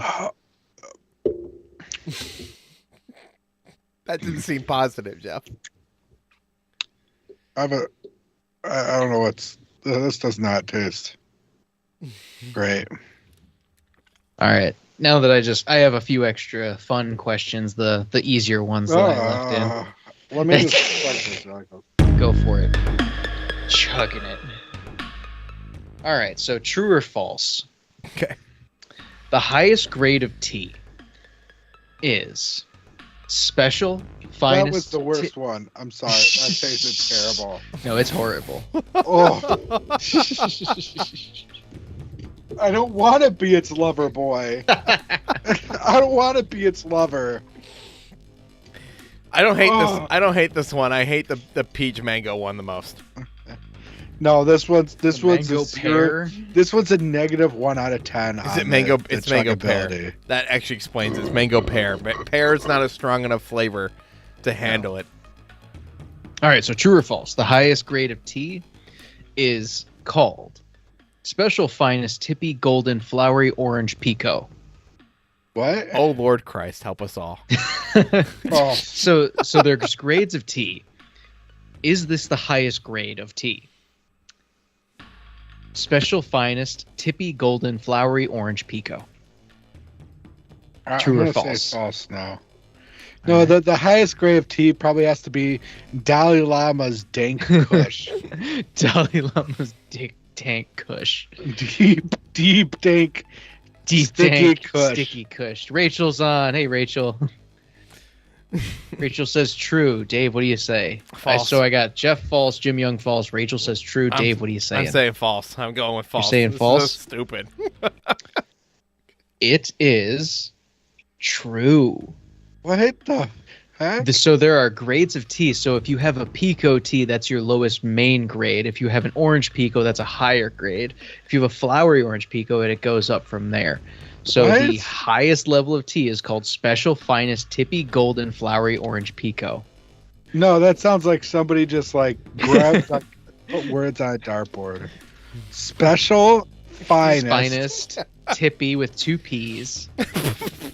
Golden Flowery Orange Pico. I mean, you couldn't spell Tippy any other way. Pico is spelled with a K. Oh, P-E-K-O-E. You should have just gone by the acronym. I would have known it for the acronym FTG FOP. FTG FOP. Yeah, Fatigafop. Because that Oh, makes you way should have just more said sense. Fatigafop. That would have made way more sense. I would have gotten it. Come on. Get better. Yeah, get good, Curtis. Fatigafop, I go to getting it. Yeah, all you would have had to say is Fatigafop. I'm like, oh, yeah, the finest tippy golden flower orange. Spatigafop. Gosh, you set me up to fail. I'm sorry. Okay. All right. This next one's actually easy, so I got you. Don't worry. So what's the most popular manufactured drink in the world? Is it coffee, soda, tea, or alcohol? Whoa. Whoa. Manufactured, though? Coffee isn't manufactured. So processed, I guess you could say. What do you It's say? made. What's the most popular manufactured drink in the world? Is it coffee, soda, tea, or alcohol? Coffee is manufactured. They have to like roast it and package it, etc. There's entire religions that don't drink alcohol. Mm-hmm. Coffee. Yeah, except there's entire groups of people who don't believe in religion of not drinking alcohol that drink insane amounts of alcohol. All right, so we got Rachel saying tea. Jim Young says soda. Soda, pop. It's pop. Pop soda, whatever. Soda pop, sody pop. It's popular, but I don't know if it's popular the world over. Coffee is popular in America, you know. Because we're all over. Popular in Arabic countries. It's a real popular drink. But tea, I mean... Tea dates back almost 23,000 years ago. Yeah, and tea's big in, like, a lot of cultures. And these are all tea-based trivia questions. And this definitely feels like some Tivana bullshit marketing to you. Like, I'm going to say tea. It has to be tea. All right, Jeff says tea. Dave? I'm going to lock in with say something else. I'm locking in with alcohol. You're locking in with alcohol. Okay. Dave, throwing the game again. Throwing it out there. It's throwing. tea. We're talking about tea. Why would I give you a question that's not tea related? Dave, you went down the steps and then you just threw yourself off the edge there.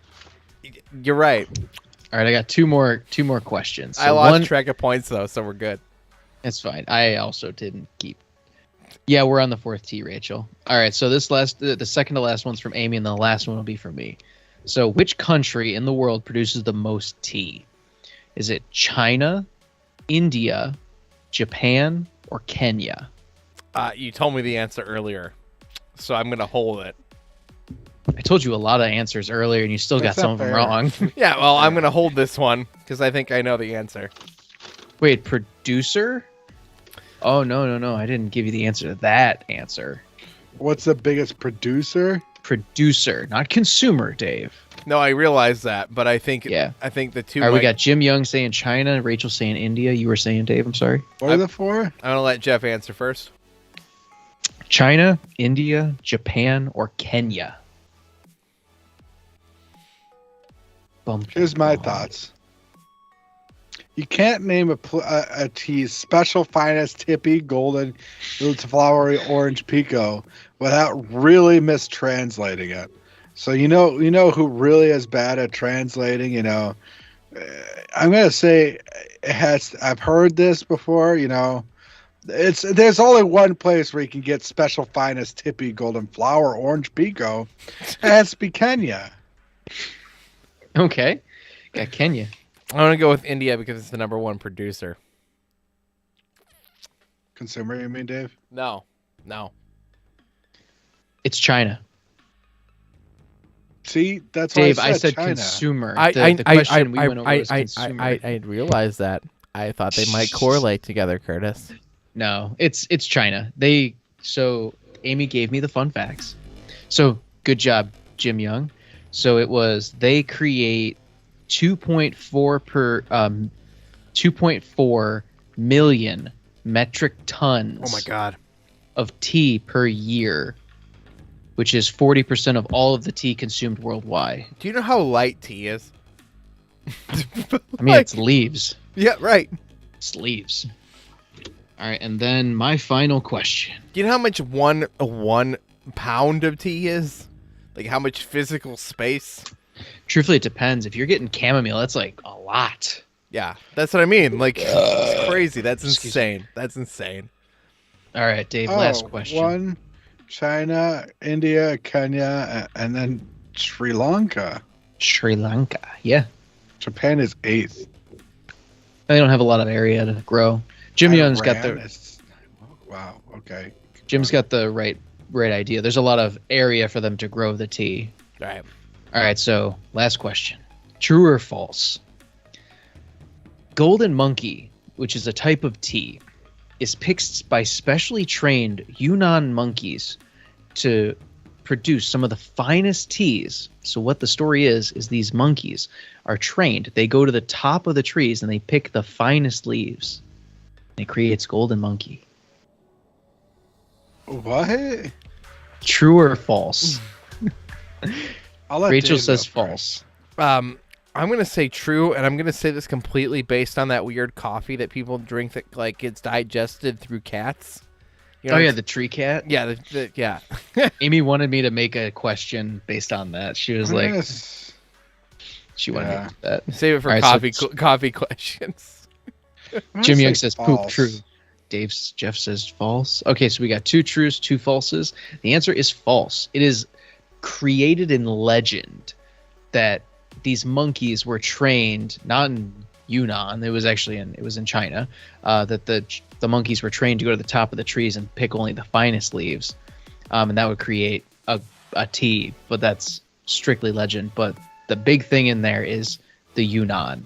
I don't even know where that is, to be honest. But it was China. It was Chinese monkeys.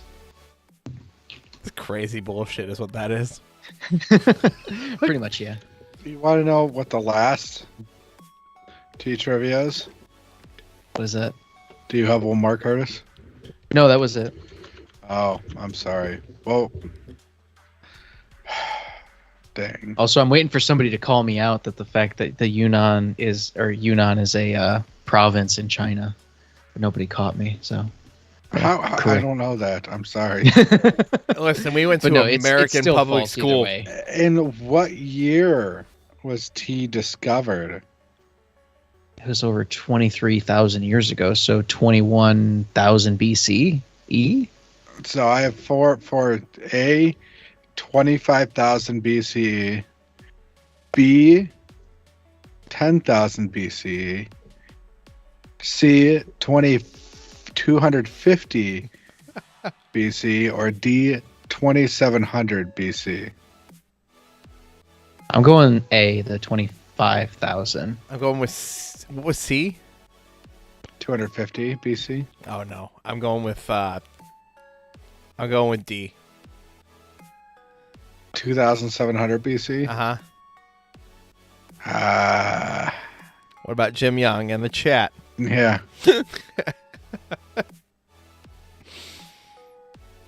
Would Jeff like to repeat the question? And what year was tea discovered? 25,000 BC, 250 BC, 2700 BC, or 3000 BC? All of them. Okay. I mean, all the years. I'm still going with A. Jim put an answer in the chat. Jim says 22,050. That's not even one of the ones I gave. I mean, he does that. It happens. It's okay. 2700 BC is the answer. Oh, 2732 to be exact. One day, wind blew leaves from a wild tree into his pot of boiling water. A Chinese Emperor Shane Nung. Some guy's just like, I'm boiling my water. These leaves are in this shit. All right, the leaves went in, and he still took a sip, and he was really liked the way it tasted. But this shit is legend, not like fact. According to legend, yeah. Yeah, this is. I mean, same thing with the monkeys. Well, the monkeys could be true or false, depending on whether you decided it. You feel like you want it to be a legend or not. I mean, that's fair. I mean, this is the same thing, you know? According to legend, I decided that these monkeys were trained. Fine. I mean, that's the bullshit I spewed to people when I was working at Tivana. You did not. Really? No. I did. That was Emperor Shen Nang? No, that was a story I told Dave. And it's false. Yeah, 100%. It's legend. Oh, that's. I mean, that's. Nobody knows, really. It's corporate bullshit. It's a story. It's not like I'm not It's saying. just like the 7-Eleven hot dog chips are the #1 selling chips in the store. It's a load of shit unless it's the people. According to legend, according to 7-Eleven legend, they're the biggest selling chips in that. And that's why they were discontinued. Were they discontinued? Yeah, they don't make them anymore. In our stores, they were. I don't know if they sell them at other 7-Elevens. They don't sell them anymore. I've tried to find them. Like even like real 7-Elevens, not like owned by franchise people over here. Yeah. Every time I'm in a different state, I usually stop at a 7-Eleven to try to find them. I also enjoy them just as much as you, Dave. Yeah, they're good as hell. I feel like we should slide into 7-Eleven's DMs and be like, "Hey, yo, Yeah, how we haven't trash talked the company enough. Hey, yo, Dave burned his foot at 7-Eleven. How about them chips? Yeah, them chips? that's the only thing that happened to me was burn my foot, not watch an entire wall collapse in front of me, and almost died. burned your foot? Burned your foot? You went to the hospital? Oh yeah, no, I dropped an entire pot of Are coffee. you coming in? Have I not told you jeez. this story, Curtis? No, I definitely did. You just forgot. I haven't heard that one. No. I dropped an entire pot of coffee on my foot, and that coffee was God. brewed at 270 degrees Fahrenheit. That's according to what the screen said. Oh God! And it went in my shoe, and then it proceeded to make a giant blister on top of my foot. I went to the hospital. I had to work for 2 more hours on my burned foot because there was no one else in the store. Because 7-Eleven's great. It's a great company. Everybody's safe there. I went to the hospital and then never sued them or did anything, even though I definitely should have. And I was able to get a job interview that I limped into with a burned foot to leave that store. That's how I left. Jeez. Well, yeah, because you burned your foot, and then they said, "Can you still come in?" Right? Yeah, no, they were Oh, pissed. jeez. They were pissed. I was down for a week and a half because I couldn't put a shoe on. Like Jesus. The blister was disgusting. Isn't it also illegal to have coffee that hot nowadays? It is. The Yes. highest you're supposed to brew is 200 degrees. That's why I say that out loud. How the hell does it get to 270 because degrees? those coffee pots weren't calibrated. They were just meant to make the hottest coffee they could. Well, water boils and becomes a vapor at 212. Okay, can we really rely on the thermostats of the coffee pots that were there? Really? I'm just fact checking here. I don't know The if story you- doesn't seem straight. If we're gonna go to a court of law, we're gonna Yeah, have but to get that's this not coffee. straight. dude, No, we Curtis. see the mistake is Coffee increases boiling point by at least 40 degrees. we didn't go to the court of law. No. Okay, we're not. Don't lie to me, Jeff. I'm very gullible. Man, 7-Eleven does not deserve any credit here. If you want to have a conversation with me, 7-Eleven corporate, that'd be great. But you paid me minimum wage for like 2.5 years before you realized that I was the most qualified person in the store before you gave me literally an 80% raise 6 months before I left. Like, Was it an 80% raise? yeah, I didn't do that math. It was pretty significant when I was being paid minimum wage. I could do that math, but I'm not gonna. Fair enough. Loverboy. Hold on, wait for it. Loverboy sucks. I Loverboy. could get a better Loverboy for this. I'd rather have a fuck boy than a lover boy. Oh my god! Whoa, Whoa! I know it's That's late. Mr. Fuckboy to you. Mr. Fuckboy. Loverboy. Yeah, I You're a don't. mother lover.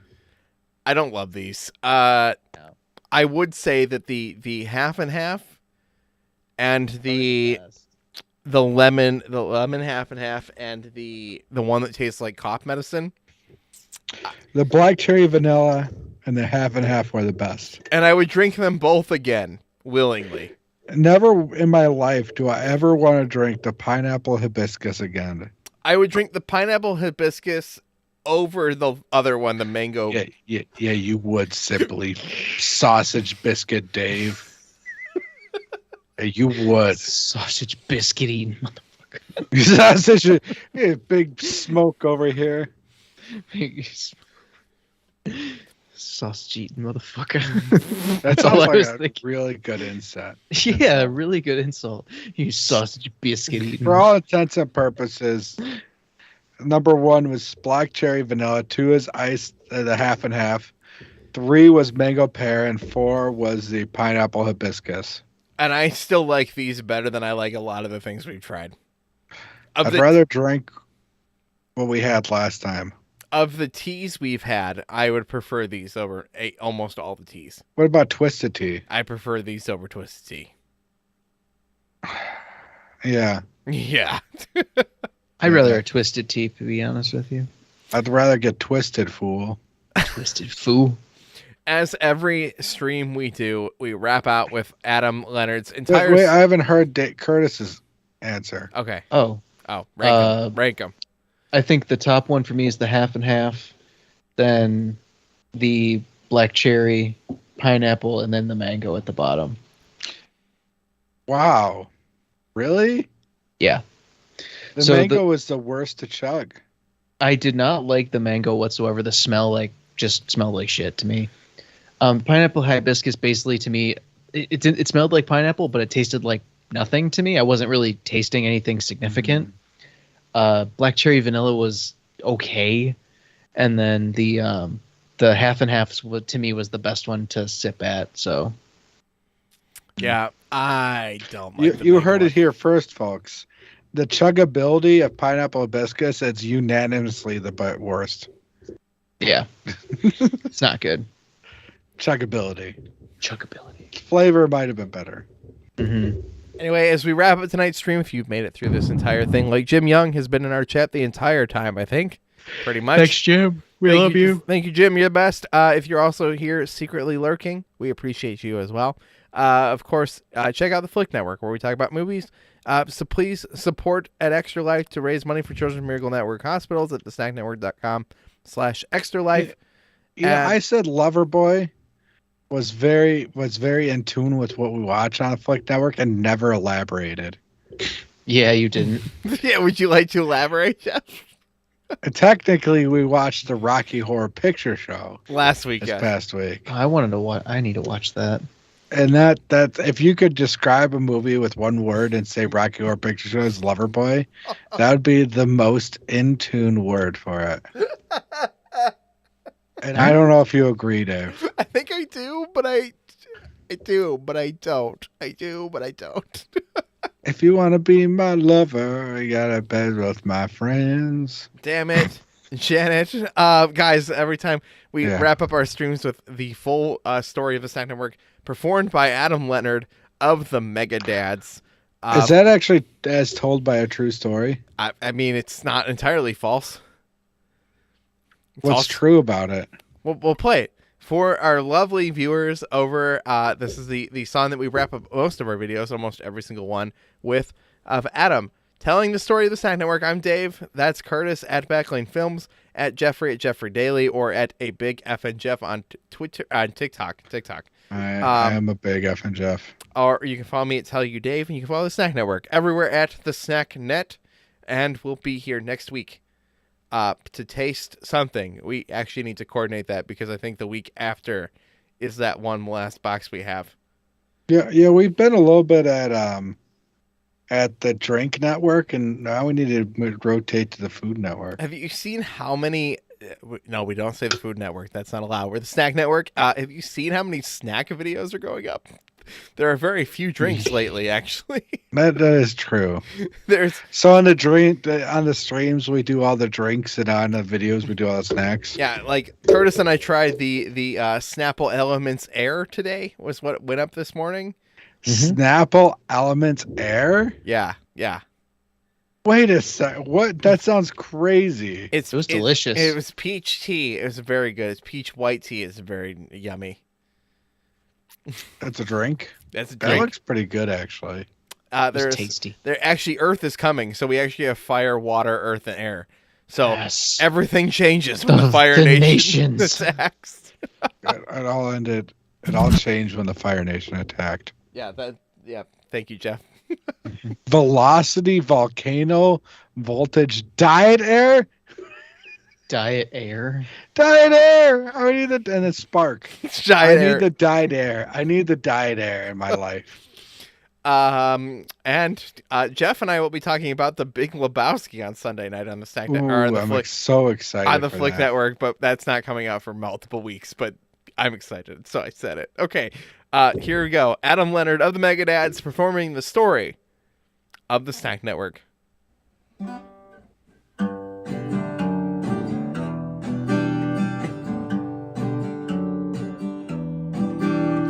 Somewhere in the world down in Ohio.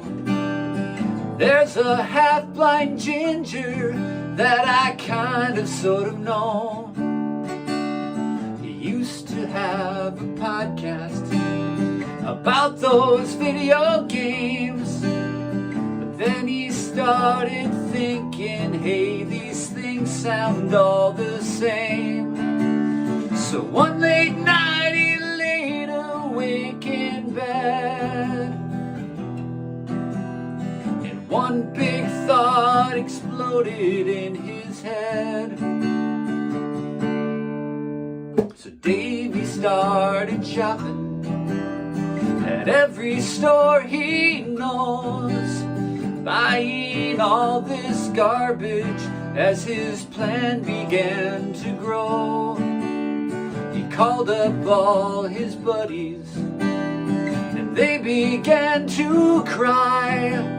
This dream that Dave was cooking up would never be denied. He thought of one big thing they all could do. They'd shove their fucking faces full of food. It's something every one of us can do. So why not put that shit up on YouTube? And it's a snack network. It's a snack network. Oh, I tried, and I tried to find something that I could rhyme with the snack network. But there's literally nothing. There's not a fucking thing that you can rhyme with it.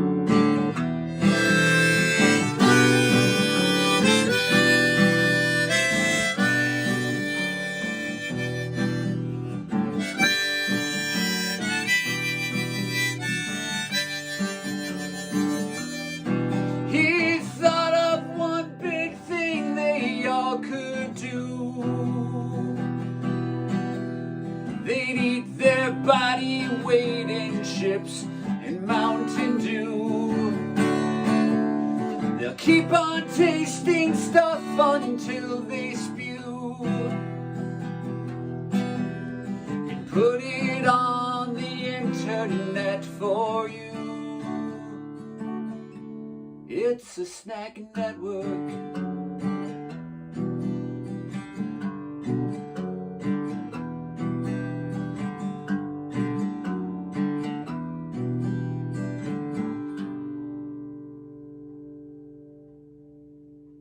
Now put that shit online.